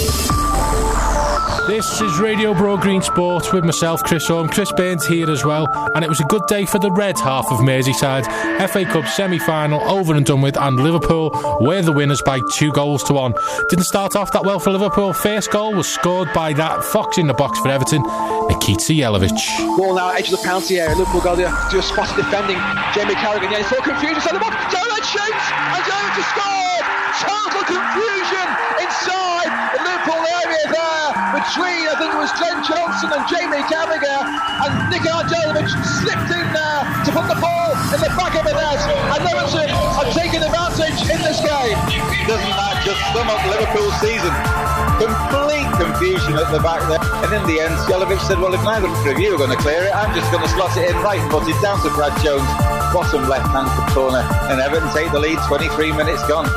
Everton did take the lead and took that lead into half-time. Liverpool came out all guns blazing, but it did take them a good 15-20 minutes before another defensive mix-up by Everton this time let Luis Suarez in. That's a ball back pass by Distam. Suarez is through on the edge of the penalty area. Suarez finishes for Liverpool in front of his own supporters. The game is a tale of two defensive mistakes. Luis Suarez puts his hand to his ears in front of the Liverpool supporters who go absolutely berserk around us. Liverpool won, Everton won, 61 minutes gone. Luis Suarez equalising for Liverpool. Two defensive absolute mess-ups causing a 1-1 draw, but we thought it was all going to extra time. Us in the studio were praying it didn't, and our prayers were answered as that man, £35 million worth of Andy Carroll, who in all honesty had missed so many chances in the game, did this. Here's Bellamy with the cross, and it comes over all the head, trying to find Carroll. It's in the back of the net. Andy Carroll reads away, comes away, and the great set piece there by Craig Bellamy. I was critical of Stuart Downing going off. There was a brilliant set piece there by Craig Bellamy. Finds Andy Carroll on the back of his head, in the back of the net, and Liverpool take the lead in this FA Cup semi-final. Liverpool 2, Everton 1. And that is how it finished. That goal from Andy Carroll sorting Liverpool a place in the FA Cup final. 87 minutes gone when Andy Carroll scored that. Liverpool are through to their second final of the season, where they will take on either Chelsea or Tottenham, who play their semi-final tomorrow at 6 p.m. And as I said before, it looks like Liverpool were due to play Chelsea on that Saturday anyway, which would have been broadcast live on Radio Broadgreen Sport. But that will now have to be postponed and played midweek. So Liverpool, Chris is still in the studio, Liverpool in that first week of May could end up playing Chelsea twice in 4 or 5 days. Well, no love's lost between the two sides after their games in both the Premier League and especially in the Champions League and games a few seasons ago. And that'll just be absolutely two relishing fixtures for both sets of fans, and I'm sure the players as well, like the likes of Steven Gerrard, Jamie Carragher, John Terry, Frank Lampard. They'll all remember what happened in Europe not too long ago when Liverpool eventually would have gone to win the Champions League. And if it is a Liverpool-Chelsea FA Cup final, they'll also have fresh in their memories whichever side's won 4 days previously before that. So that could end up being quite a spicy week. But I think we are getting a little bit ahead of ourselves, because there's no guarantee Chelsea are going to get past Tottenham, because at the minute both sides, both Chelsea and Tottenham, are actually just struggling for a bit of form. Yeah, but Chelsea, I think, as much as it could go either way, of course, Spurs, though, have been in terrible form of late, and they'll want to win something under Harry Redknapp, especially if he is being lined up for the England job, or something to show for this season, having not been fully involved in the title race. But I think Chelsea have more to prove, especially that some of the players they've got a point to prove against Andre Villas-Boas, and they want to win some silverware in what's been a very disappointing season for Chelsea. I know they're still in the Champions League, but their performances in all competitions haven't been great by any means. But that's the sign sometimes of a good cup side. They can play poorly in the early stages, but they just somehow manage to pull out all the stops on the big occasion, which in some ways is what Liverpool have done today. It's been Liverpool's season cup competitions. They've been nigh on perfect, let's be honest. They've won one competition, they're in the final of the next one. Cup-wise, they're absolute perfect season. League-wise, absolutely abysmal. Getting back to today's game, we've got a few stats for you. Okay. 56% of the possession Liverpool had, compared to obviously Everton's 44. 14 shots for Liverpool with 7 on target. 9 shots for Everton with 5 on target. target, 6 corners to 4 in Liverpool's favour. Foul count relatively even, 8 fouls by Liverpool, 12 by Everton. 5 bookings in the match, 2 for Liverpool, Skrtel and Henderson, 3 for Everton, Distan, Jelavic and Seamus Coleman, who seemed to get booked within 90 seconds of coming on for whatever reason that was. Well, the yellow cards I feel might have had a bit of an impact on that game, especially the ones picked up by Everton. If you look at it, Distan got a yellow card when he was involved in lots of sort of scuffles with Suarez in that first half. That means that he had to be careful of what he did from then on, and maybe that might have been an impact on when he made that terrible decision to try and pass it back to his goal, which led to the Suarez goal. Jelavic, once he got a yellow card, he seemed less threatening in the air. Coleman came on, you could tell maybe the occasion got to him a little bit. Everton were, even though it was still 1-1, Everton were chasing the game at that point. They hadn't created any chances in a fair while in that second half. Coleman came on, and I think the occasion might have got the better of him. Everton seemed a bit burnt out by the end of the game and seemed to be frustrated, and Liverpool, fair credit to them, were able to exploit that, and they did just enough to win today. Liverpool, they were able to control the game from Everton going into that second half, and were eventually their hard work paid off, and they capitalised on it. So all in all, Chris, it was a good game, but as an Everton supporter, do you think that was probably, I think you said that on air to the guys before, you think that was probably Everton's best chance of getting through to final, maybe winning a competition that they've had under David Moyes, or was it just a case of maybe you think with everything that's gone in, this could have been their last chance under David Moyes? Well, David Moyes might be around for another few seasons yet, we just don't know, but I feel the way the squad is at the moment, there's plenty of players in that Everton side who are aging now and in the sort of later years of their careers, at least at Premiership level, the likes of Sylvain Distan, Tim Cahill. They'll all be moving on soon, or at least they'll have reached their peak, become more fringe players, and it's just there's not much more I think they can do. There's not more David Moyes can tell them. I think the game today exposed both Liverpool and Everton and the weaknesses of both sides. Liverpool just exposed their season, the fact that they're slow starters in a game, even more slow than Everton, which is saying something. They don't take the chance when they're given, and they're very one-dimensional at times. One thing that I would want to say to the lads before that I thought Everton were poor at was when Stuart Downing switched wings. Stuart Downing, when he's been playing the right wing, has been absolutely abysmal this season, but Everton give him the space to cut in time and time again, and eventually Everton were lucky that they didn't score more goals in that second half. Liverpool with the crosses he put in for Andy Carroll. If Carroll had converted them, it could have been humiliating for Everton and would have been an inaccurate indication of the scoreline. But I feel what it did, it exposed Everton as basically trying very hard, good units, control the game, but they just lack attacking options, they lack flair, they lack creativity, and that's the ceiling for Everton. They haven't got the money to go out and buy a top quality crosser of the ball or flair player. The likes of Suarez, who's on his game, is unbelievable. The likes of Landon Donovan, or even someone like Drenthe on a full-time basis, I feel. And I think that is worrying for Everton, because they can try as hard as they like, they can have a great season, they can be defensive minded, they can be a complete rock at the back, but what's the point in having a great player like Jelavic if you're just not getting the crosses in for him? So all in all, disappointing for Everton, but it was quite a good game, to be honest. It's disappointing because they didn't win. They've done really well. They played pretty well in every round of the FA Cup so far this season, but it's more disappointing that I think that they tried so hard and they've done so well to get there, and the weaknesses that are inherent in this squad were exposed. And it's not, in some ways it's good, it's not a question of effort, but they played as well as they could have done, and it just wasn't enough. And Liverpool, despite not doing much in the first half, they got wise to the way Everton were playing. I know we were saying before the game a lot of Liverpool fans were unhappy with the side that was put out, but I think that was a good side to put out against Everton, and it proved when Andy Carroll scored that goal, David Moyes had no plan B, because the players he could bring on weren't good enough to change the game. Everton were chasing that whole second half, and Andy Carroll scored at such crucial moments. Everton didn't have one player who could come on and change a game. So I think Kane Dalglish went about the right way, and they looked a lot more convincing against Everton in a semi-final than they did against Cardiff in that Carling Cup final. So we shall be back, hopefully, for Liverpool versus Chelsea or Tottenham, and that'll be on Saturday the 5th of May. We will then also be back midweek, because Liverpool's game will have to be rescheduled from that Saturday to probably Tuesday or Wednesday night, because the week after is the final game of the Premiership season. So that game will have to be changed and rescheduled for a few days later, because it's not as if they can play at any other time. So Liverpool are through to the FA Cup final, beating Everton by 2-1. We'll bring you reaction as and when we can get it, but there are also a lot of Premier League games happening today. Premier League games today. One has already finished. It was at Carrow Road, Norwich versus Manchester City. It wasn't even close. Our man there with a full-time report with Kevin Hatchins. Norwich 1, Manchester City 6. The title race well and truly on after this annihilation of Norwich, led by Carlos Tevez with a hat-trick, a brace from Sergio Aguero, and still time and injury time for Adam Johnson to finish things off with a 6th. In fairness, the scoreline was a little harsh on Norwich. They were the better team for the start of each half. Indeed, 2-0 down at half-time. Sub Andrew Sermon got them back within a goal. But then suddenly the City Super Show started. Norwich 1, Manchester City 6. A crushing 6-1 win for Manchester City takes them 2 points behind Manchester United.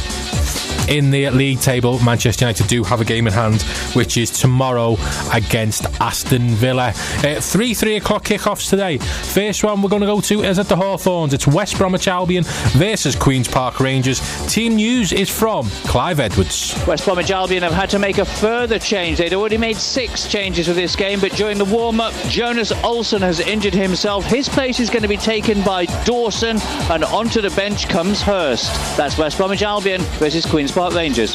So injury problems there. Last minute change for West Brom. Jonas Olsson going out injured. Down to South Wales, Swansea, who haven't been playing well the last few games. Could be dragged into the relegation mire against a Blackburn side who came back from 2 goals down to pull it back to 2-2 against Liverpool midweek, only for that man Andy Carroll to score. And later on, again, to give Liverpool a 3-2 win. At the Liberty Stadium, it's Sam Fleet with the teams. Both these sides suffered their 4th straight defeat in midweek, but the team changes aren't wholesale. For Swansea, just the 1. Nathan Dyer is back in for Wayne Routledge. For Blackburn, it's 2. Jason Lowe and Morten Gamst Pedersen in for Martin Olsen and Mauro Formica. It's Swansea against Blackburn at the Liberty Stadium. And our final 3 o'clock kickoff today is Sunderland versus Wolves at the Stadium of Light. Sunderland, who are clear of relegation, playing some good football at the minute against Terry Connor's Wolves side, who basically people have already ruled them out and think they're going to be relegated. 22 points. I think it's going to take a minor miracle for Wolves to stay up this season. At Sunderland for us with the teams, it's Alistair Ross. With relegation all but certain, Wolves boss Terry Connor rings the changes. Sebastian Bassong's red card against Arsenal means a start for Christophe Berra. Dave Edwards, Matt Jarvis, Ronald Zubar and Kevin Doyle are all dropped to the bench. Sylvain Ebanks-Blake, Stephen Fletcher, Kevin Foley and Anthony Ford all come in. For Sunderland, Lee Catamol's knee keeps him out. David Vaughan drops to the bench. Nicholas Brenda and Kieran Richardson start after injury. Sunderland against Wolves at the Stadium of Light. So those are your 3 Premier League kickoffs for the day. 3 o'clock kickoff today. It's Sunderland versus Wolves, Swansea versus Blackburn, West Bromwich Albion versus Queen's Park Rangers. Only one place to start. Norwich 1, Manchester City 6. City are going back to playing how they started the season, Chris, absolutely mowing through teams. And today, a certain man called Carlos Tevez started and got himself a hat-trick. So much for never playing for the club again. Well, it just shows how fickle football can be sometimes. Man City's performances haven't been anywhere near a side that wants to win the Championship in terms of quality, but Carlos Tevez has been right in there to replace Mario Balotelli, who's not in a good vein of form himself, but Carlos Tevez comes in and despite scoring 3 goals today, by all accounts, the way he's linked up with Sergio Aguero, his Argentinian fellow countryman there, they've done really well. Norwich didn't look like they were going to get into the game at all. I know Andrew Sermon got a consolation, but what a total football display by Man City, especially away from home. To go anywhere away from home, win 6 goals to Manchester City, make a habit of it. They've done it at Old Trafford. I know it's a different Carrow Road, but Norwich have been playing well at home this season. And the way Manchester City have been playing, they beat was it West Brom? They beat 4-0 in the week, and they were just starting to get back into the groove. But 3 goals from Carlos Tevez today, it does show how fickle the world is, because I'm sure it was Roberto Mancini who actually came on and said after everything that went on that Carlos Tevez will never ever play for Manchester City ever again as long as he's manager. I think obviously feelings were high when Carlos Tevez sort of stormed out on the club and refused to play for them and then went AWOL. And it's good to see him that the fact that he's been given this other chance, whether Mancini actually wants to give him it or not is a quite different question. And maybe he knew his job was on the line and he had to turn to Carlos Tevez to rescue Man City's season, really, to give Man United a good challenge for the title. But fair play to Mancini. He's put him back into the side and he's repaid that favour with 3 goals today, and he did well against West Brom in the week as well. He certainly did. Manchester City 2 points behind Manchester United. Now Manchester United have got a game in hand, which is tomorrow, 4 o'clock kick-off against Aston Villa. the way Aston Villa are playing, you can't see anything but a Manchester United win there, can you? Well, I wouldn't write off Villa too shortly. They know they have to win at some point to avoid being drawn into the relegation battle, and Man United, of course, haven't lost their last game. Maybe Villa fancy their chances on the quiet now. I think it will be a United win, because despite, I think Villa will put in a decent performance. They played decent against Liverpool, but they just don't have the attacking options at the moment. They've got plenty of injury crisis, and Fergie will be drilling it into his United players that it is a must-win game. Otherwise, the force momentum could pass to Man City and they could clinch the title. Just a quick look then at the quick preview of the 3 o'clock games today. Which game sticks out for you? We've got Sunderland, Wolves, Swansea, Blackburn, West Brom, QPR. For me, I think if Wolves lose today, I think they are all but relegated.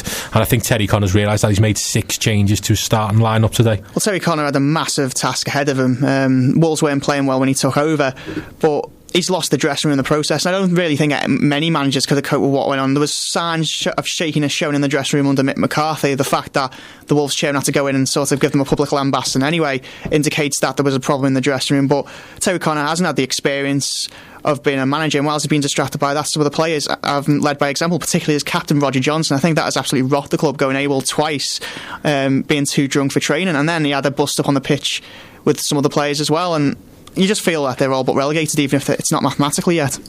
And a few of the games today: Swansea, Blackburn, West Brom, Queen's Park Rangers.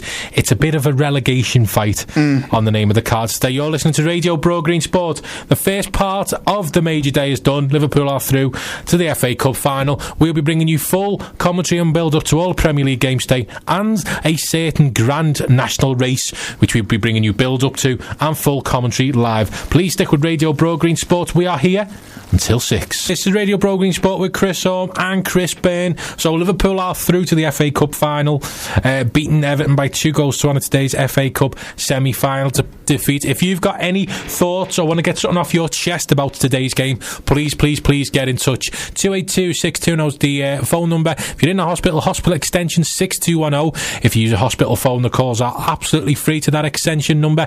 And you can also text us your thoughts, 07966 959 855. Text cost your standard network rate. If you are a little bit more technological, then you can always email us your thoughts, radiobroadgreen@live.co.uk. And if you do want to phone us and want to have a chat on air, please do so. Quotes for you for after today's semi-final. David Moyes spoke to the BBC after the match and he said this: "I'm really disappointed not to get through.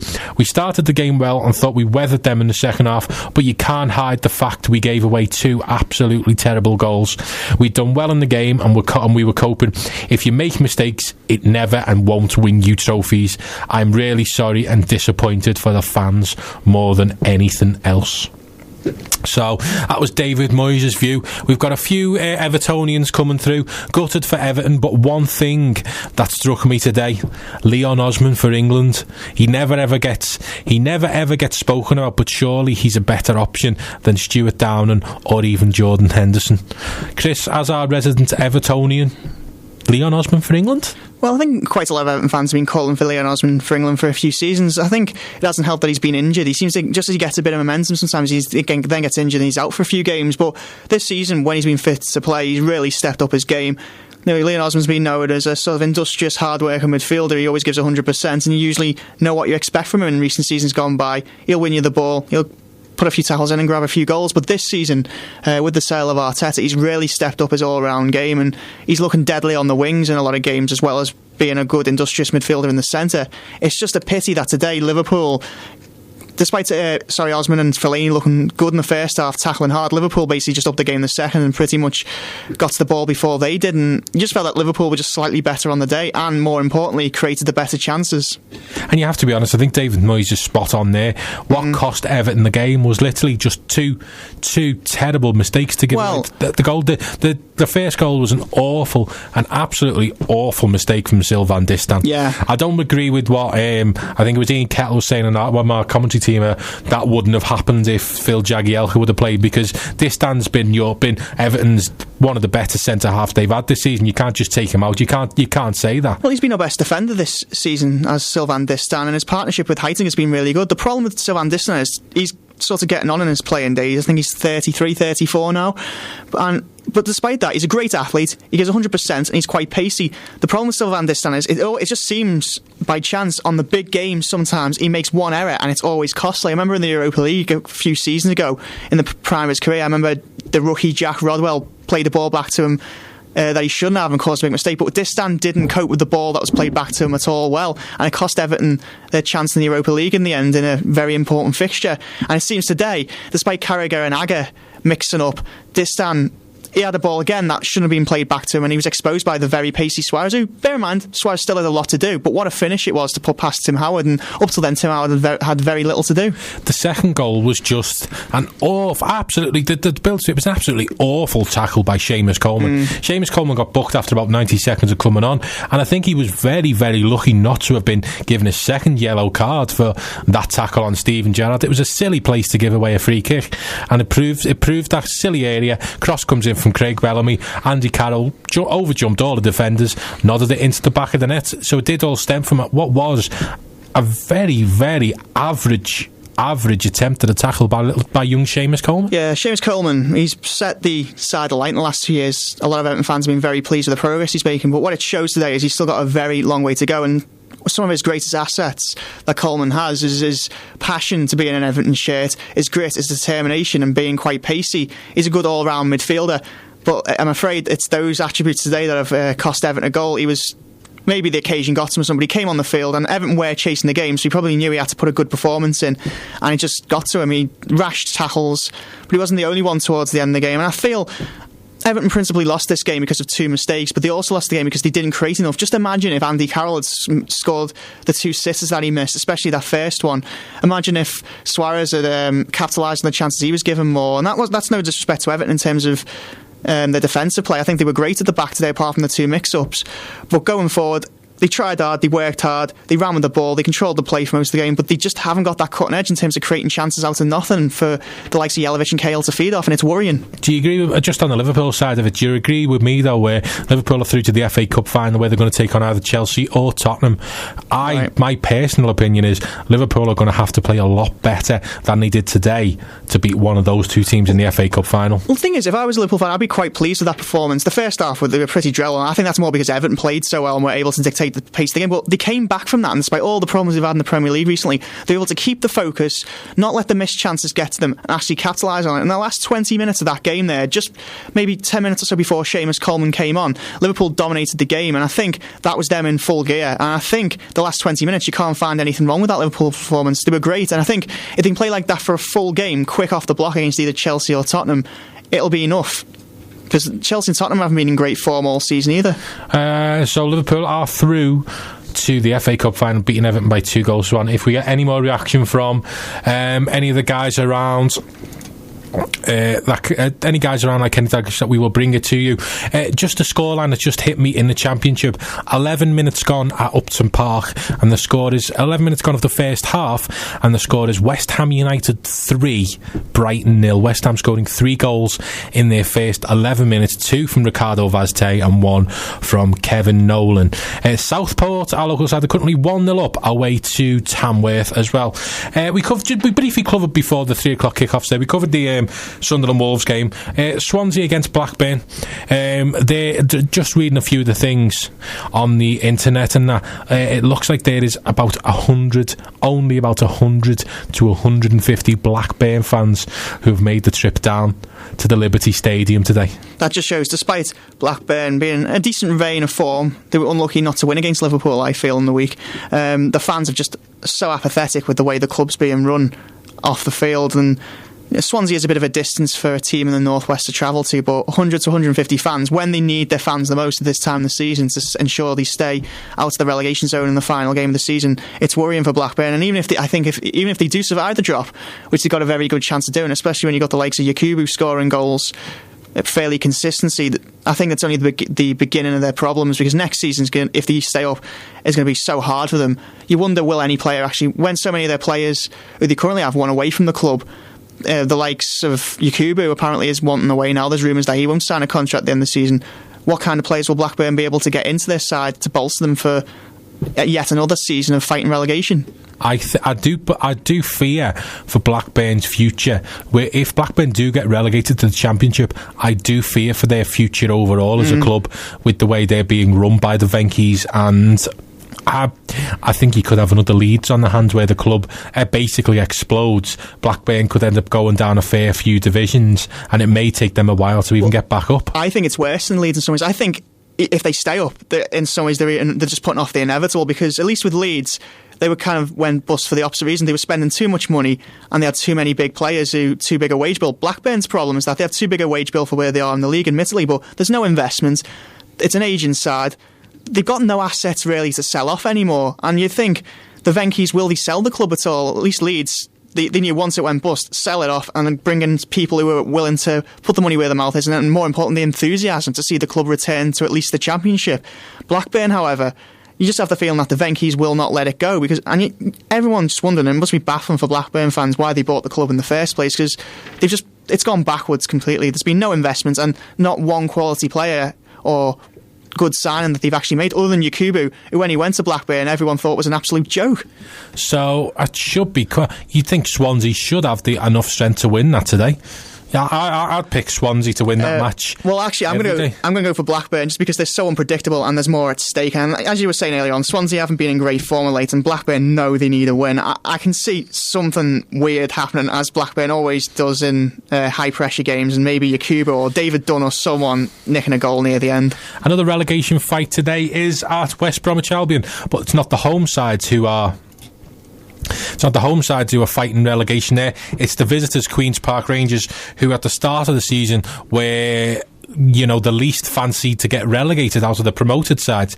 Currently in 16th place in the table with 32 points, Queen's Park Rangers. They're only 3 points above the relegation zone against the West Brom side, who are pretty much safe, I would have thought, at this part of the season. So. Roy Hodgson said he wants to try and get a foundation at the club so they don't become the yo-yo, so they get rid of the yo-yo moniker that they've had in the last few years, a year in the Premier League, a year in the Championship. Do you know what I mean? He does think West Bromwich Albion will be able, with him, he'll be able to set them on a good stead to do basically what Stoke City have done. So they're sort of like West Brom at the moment. They're a 21st century Leicester City. Yes, although Leicester did win a heck of a lot of League Cups and Carling Cups in their time. I don't think West Brom are ever going to do that, but I think West Brom are getting towards being one of those mid-table clubs, happy as long as they're in the Premier League every season. That's all that matters. Well, out of the sort of the tables, the teams who are on the mid-table of the league at the moment, West Brom have actually enjoyed watching this season. They're good all across, but they put in an industrious display, but they've got good wing players who set up strikers who can make chances out of nothing, score some pretty impressive goals. So I'd like to see West Brom stay in the league for many years to come if they continue as they've been playing, particularly well this season under Roy Hodgson. So as for today's game, West Bromwich Albion versus Queen's Park Rangers, who are we looking on that side? For me, I've got an inkling that's going to be a Queen's Park Rangers win. Yeah, I don't know why. I don't know why. West Brom are pretty good at home, but I've just got an inkling that Queen's Park Rangers may just sneak that, maybe 2-1. I don't know why. It's just, I'm making a high score and draw. I think QPR will be at West Brom a lot in the game, but West Brom have got a point to prove after suffering so heavily against Manchester City. Both sides will be desperate for a win. I just don't think QPR will be clinically enough to get the game outright, and I think West Brom will do just enough to snatch a point. So 3 o'clock kick-off today, there's 3 of them. We'll keep you bang up to date should any goals go in. Update from the Stadium of Light, Sunderland versus Wolves, Alistair Ross. Sunderland 0, Wolves 0. Wolves with concerted pressure at the moment for really the first time in the match, because despite changing personnel up front, they still have that same old problem of lack of belief in themselves, snatching at half chances from distance. Sunderland have had the best chances of the game. Almost an own goal for Wolves just 5 minutes in from a James McLean corner. Ted Larsson's had the best chance of the entire match, shooting wide of the Hennessy goal. It's a corner for Wolves right now, flung in towards the back stick, and again Mignolet is the one who comes and knocks it out for Sunderland. Still Sunderland 0, Wolves 0. So 0-0 so far, no other goals to tell you about in the Premier League. Radio Broadgreen Sports, stick with us because we'll be right back as we start the build up to today's John Smith's Grand National. We brought you today, the big action of the day was Liverpool versus Everton in the FA Cup semi-final. Liverpool coming out 2-1 winners, an 87th minute goal from Andy Carroll, giving Liverpool the victory. After the match, we caught up with Everton's Tim Cahill. We win together and we lose together, and today we lost, but it's definitely heartbreaking. What do you think swayed the game against you in the second half? Oh, well, I think that they played some good football, but in the end they got a fortunate goal, and again the second one from a free kick that we give away. And like I said, it's one of them things that normally we're a lot better with defending free kicks and corners, and as a team we've got to take responsibility together. Sylvain must be disconsolate in the dressing room, I should think. Listen, he's our player of the season, so one game doesn't tell a whole season or finally paint a picture, and I think the fans can hopefully back me on that one as well. He's been immense since he's been at the football club, and one mistake doesn't mean nothing. We still should see it out and take it to extra time. So we win together and we lose together, but Sylvain's our player of the season, and today things like that happen in football, but I suppose it makes you stronger as well as a person, as a professional. Where the first half was concerned, you must have gone in at the break thinking that you didn't have the game won, but certainly you had the upper hand and then some, really. Yeah, definitely. I think a lot as of late this season we've been going up and defending really well and being compact, and this pitch is quite big, and I think we felt that today, but it's just heartbreaking because it's not as much as it is for us. You can see the fans.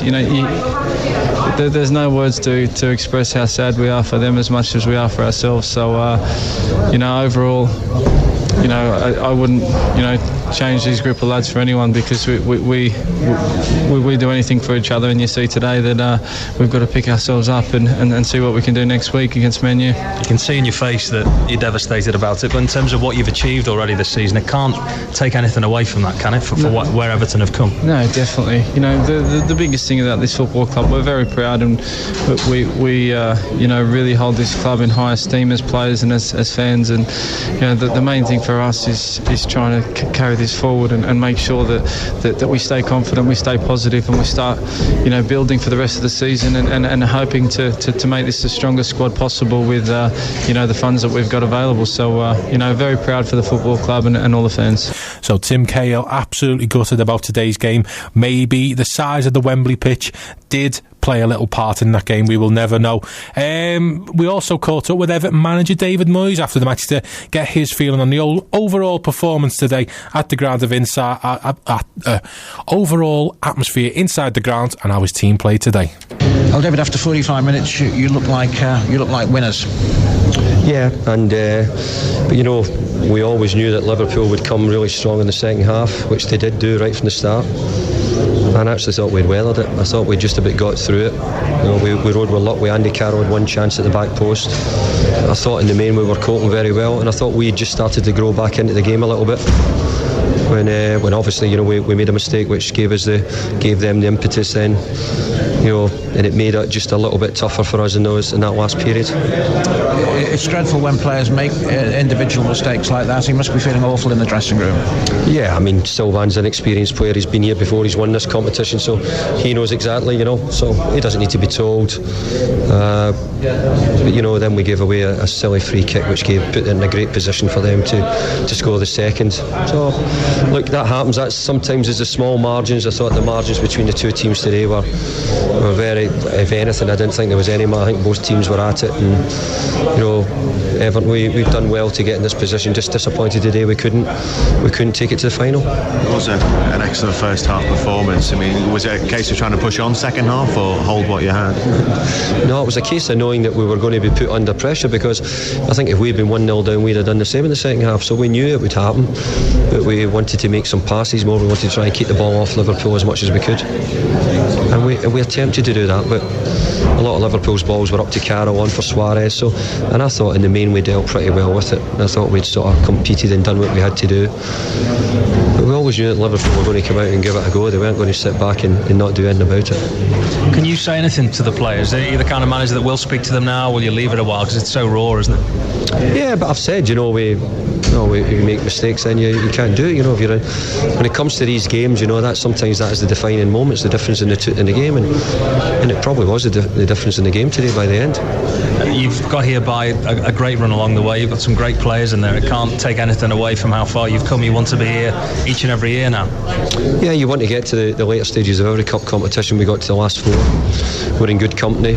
We didn't disgrace ourselves today. As I said, it was very close. We just didn't get we didn't maybe deserve our luck, because when you do what we do, then you don't quite deserve that. But we had deserved to be in the front. We'd played well enough, and as I said, there hadn't been a great deal between the teams up until the goals, really. So many of the fans and the disappointment is bitter, isn't it, for them? They stayed here, they applauded the fans. A word for them who've probably travelled through the night, most of them, to be here. Yeah, well, I've said in a couple of interviews already that the support was terrific for us today, and I'm really disappointed for the supporters that we've not been able to give them something or a little bit of success. And I thought for long periods in the game it looked like we were going to be the team who'd win it, but in the end we weren't. Interesting thoughts there from David Moyes and from Tim Cahill. Chris, being at Everton Sport, did you think Tim Cahill was right, really, to use, not an excuse, but to say maybe the big pitch at Wembley took it out of the players a little bit too much? As we heard on commentary ourselves from our Hospital Radio Football Network guys, the pitch isn't really that much bigger than Goodison Park, they believe, so it seems like a strange statement from Tim Cahill. Well, I think playing on a different size pitch, no matter how different sizes, whether bigger or smaller, it takes a bit of getting used to, but Liverpool had to get used to the same pitch. You can't really blame the size of the pitch for the reasons you've lost, unless I think Liverpool would have a bigger complaint if they were going to use that excuse, because many of their shots hit the post and things, the dimensions of the pitch, but I think that's just clutching at straws. So you're trying to say it's an FA conspiracy and the goals are bigger or smaller for when Liverpool are shooting? No, what I mean is, like, what I get at is, like, this isn't really an excuse to say why your side lost. If you're going to blame the dimensions of the pitch, then it's sort of, if Liverpool have hit the post, then where they've struck the ball from, the margin of error, that'd be an excuse I'd hear before I hear what Tim Cahill said. I think what he's probably getting is that Everton were burnt out today, or they were feeling the effects of a long season with a smaller squad than Liverpool's, and the fact that players such as Tim Cahill have played most of the season when some of their other players have been injured, especially in the first half, like Leon Osman, who had quite a lot of players come back from injury.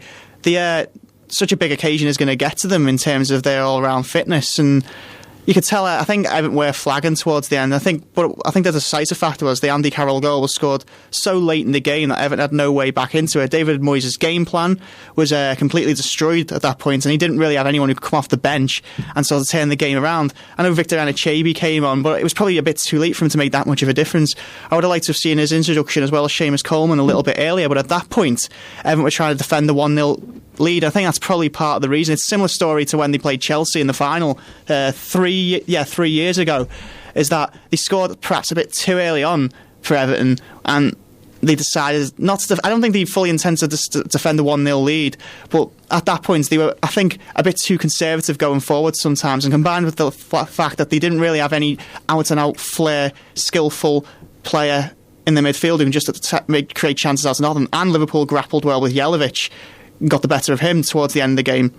They just didn't really look like scoring another, and Liverpool knew that, went for broke, and got their rewards, really. I do think David Moyes is right where he said it did look for a lot of that second half that Everton were comfortable and were handling everything Liverpool throw at them. Yeah, I'd agree with that. It was literally just that one mistake from Sylvain Distin, who has been one of Everton's best players this season. Yeah, he fully deserved his place in the team today. You can't really drag him down for it, but unfortunately, one mistake, to win a competition, you can't really have any mistakes, and that was just, unfortunately, a mistake at the wrong time. We mentioned before, straight after the game, Sylvain Distin does make mistakes in big games sometimes. Maybe it's only one or two a season, but they seem to come at, like, really inopportune moments as an Everton fan, and seems to not let the side down, of course, because he puts in solid displays. He never lets even a mistake in a game that get the better of him, because the rest of the game was pretty much flawless. It's just that today that's going to be the big talking point for an Everton fan, because that was the start of the decline in Everton's momentum. But even despite when the first goal got in, Everton still pretty much remained in control on the ball. They might have had a bit of a less possession than Liverpool, but Everton looked more comfortable on the ball. Their passing was better. They seemed to work better for each other. There was none of them losing their heads, especially Distin after that first goal went in. Like the likes, if you look at Liverpool, Luis Suarez in that first half was just out of the game, and it looked at one point he could be booked or even sent off because the Everton defence was just getting the better of him. And I think just in the end, as good as Everton played, they didn't create enough chances to secure a 2-0 victory, which I think would have put it beyond Liverpool's grasp. They just lacked that, I think, cutting edge in the midfield that can create chances out of nothing. So that was the reaction from the blue half of Merseyside. Let's get some reaction from the red half. We also spoke, after the match, we spoke to a jubilant Jamie Carragher. Any victory against Everton is, I guess, sweet for you, but the fact that it's in an FA Cup semi-final makes it even sweeter. Oh yeah, of course, it was a massive game, and it wasn't just a cup semi-final, because it was at Wembley, so it felt more like a final, really. And you know, we've got a decent record over Everton, probably the last since I've been in the side, means Steve been in the side, and you know, we're not stupid if Everton had won here today. We've been reminded about that for years to come, because it was probably the biggest derby that we've played in. And as I said, because it was at Wembley, it felt more like a final, if you like, than maybe if we'd have played them at Old Trafford or Villa Park or somewhere else. So it was a massive game, and I think you know, the character the lads showed, the supporters, you know, to come back like that in the second half, and you know, it hadn't gone well for his first half. So I mean, that took a lot to come back there. That's, you know, all the lads and the supporters here, and a pat on the back for that. And Andy Carroll, for the second time this week, has come up when it mattered most.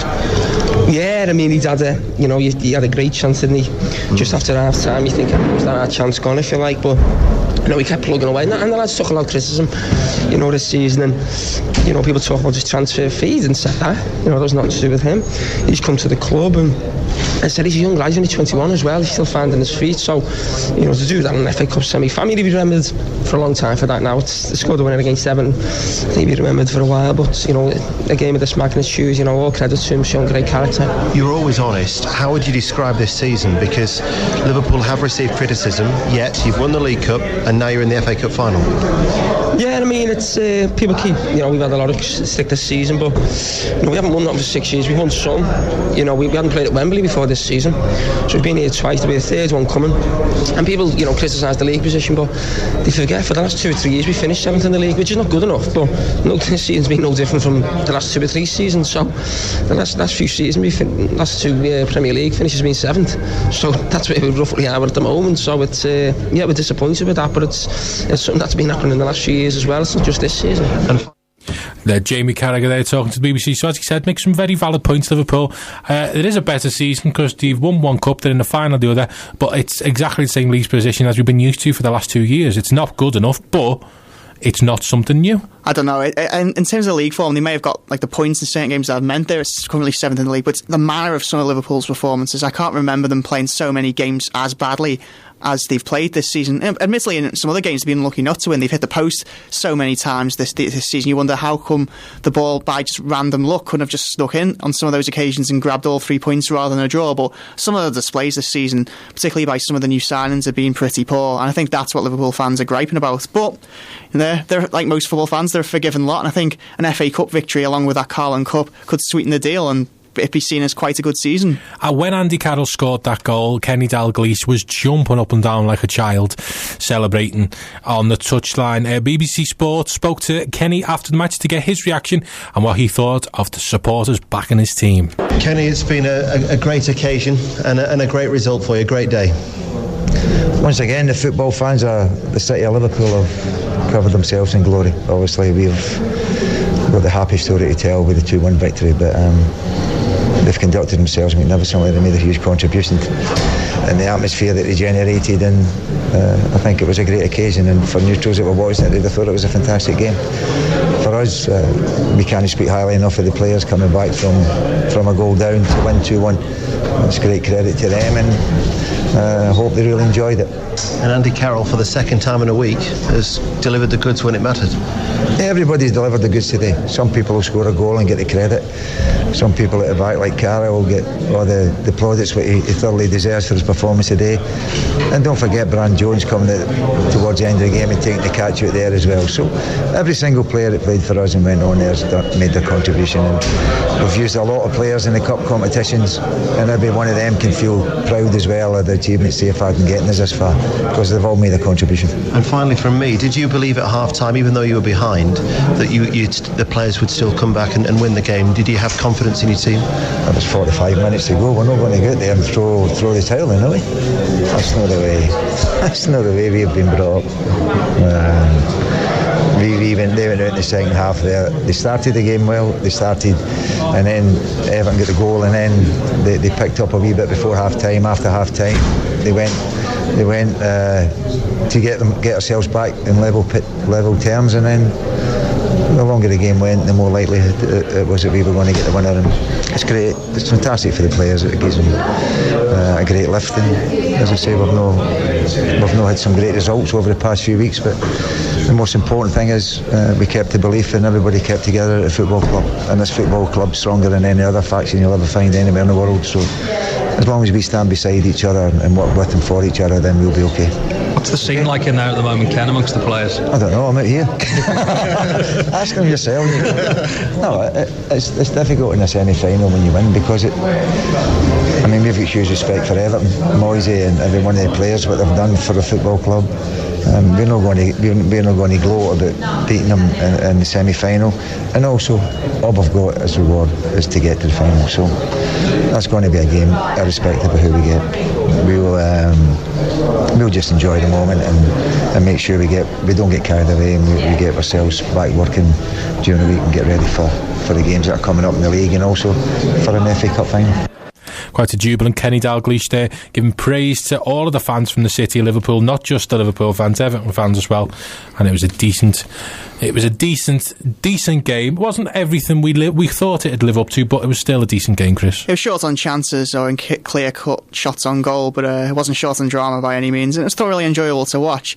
Of course, being an Everton fan, I would have liked to have seen Everton hold on to that lead and it'd be them in the final, but fair play to Liverpool. It wasn't that they stole victory, they worked hard for it, and at the very clinical moments, Andy Carroll got his just deserves what he deserved, basically, for trying so hard in the game, and he didn't let the pressure of missing two clear-cut chances get the better of him, and well done to him. So that was the first part of our big mammoth show today, Liverpool versus Everton. We're going to go to a quick ad break, and then we're going to bring you the closing moments of what we brought you for the first time on Radio Broadgreen Sport. We're going to give you the closing stages of this year's John Smith's Grand National, so don't go anywhere. Your next live show is David Holmes. He'll be on the air at 12 o'clock tomorrow with Holmes Time. But for now, this is Radio Broadgreen Sport signing off. We will be back next Saturday from 2 p.m. Please join us then as we bring you the best in all the football action. When you walk through a storm, hold your head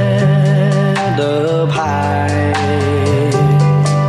and don't be afraid of the dark. Ball now, edge of the penalty area. Liverpool got to do a spotted defending. Jamie Carragher, it's all confusion inside the box. Jones shoots, and Jones has scored. Total confusion inside the Liverpool area there between, I think it was Glenn Johnson and Jamie Carragher, and Nick Ardelovich slipped in there to put the ball in the back of the net, and Everton have taken advantage in this game. Doesn't that just sum up Liverpool's season? Complete confusion at the back there, and in the end Ardelovich said, well, if neither of you are going to clear it, I'm just going to slot it in right footed down to Brad Jones, bottom left hand corner, and Everton take the lead. 23 minutes gone. That's a pull back pass by Discam. Suarez is through on the edge of the penalty area. Suarez finishes for Liverpool in front of his own supporters. The game is a tale of two defensive mistakes. Luis Suarez puts his hand through his ears in front of the Liverpool supporters, who go absolutely berserk around us. Liverpool won, Everton won, 61 minutes gone. Here's Bellamy with the cross, and it comes over all the heads trying to find Carroll. It's in the back of the net. Andy Carroll weaves away, comes away, and the great set piece there by Craig Bellamy. I was critical of Stuart Downing going off. It was a brilliant set piece there by Craig Bellamy. Finds Andy Carroll on the back of his head, in the back of the net, and Liverpool take the lead in this FA Cup semi-final. Liverpool 2, Everton 1.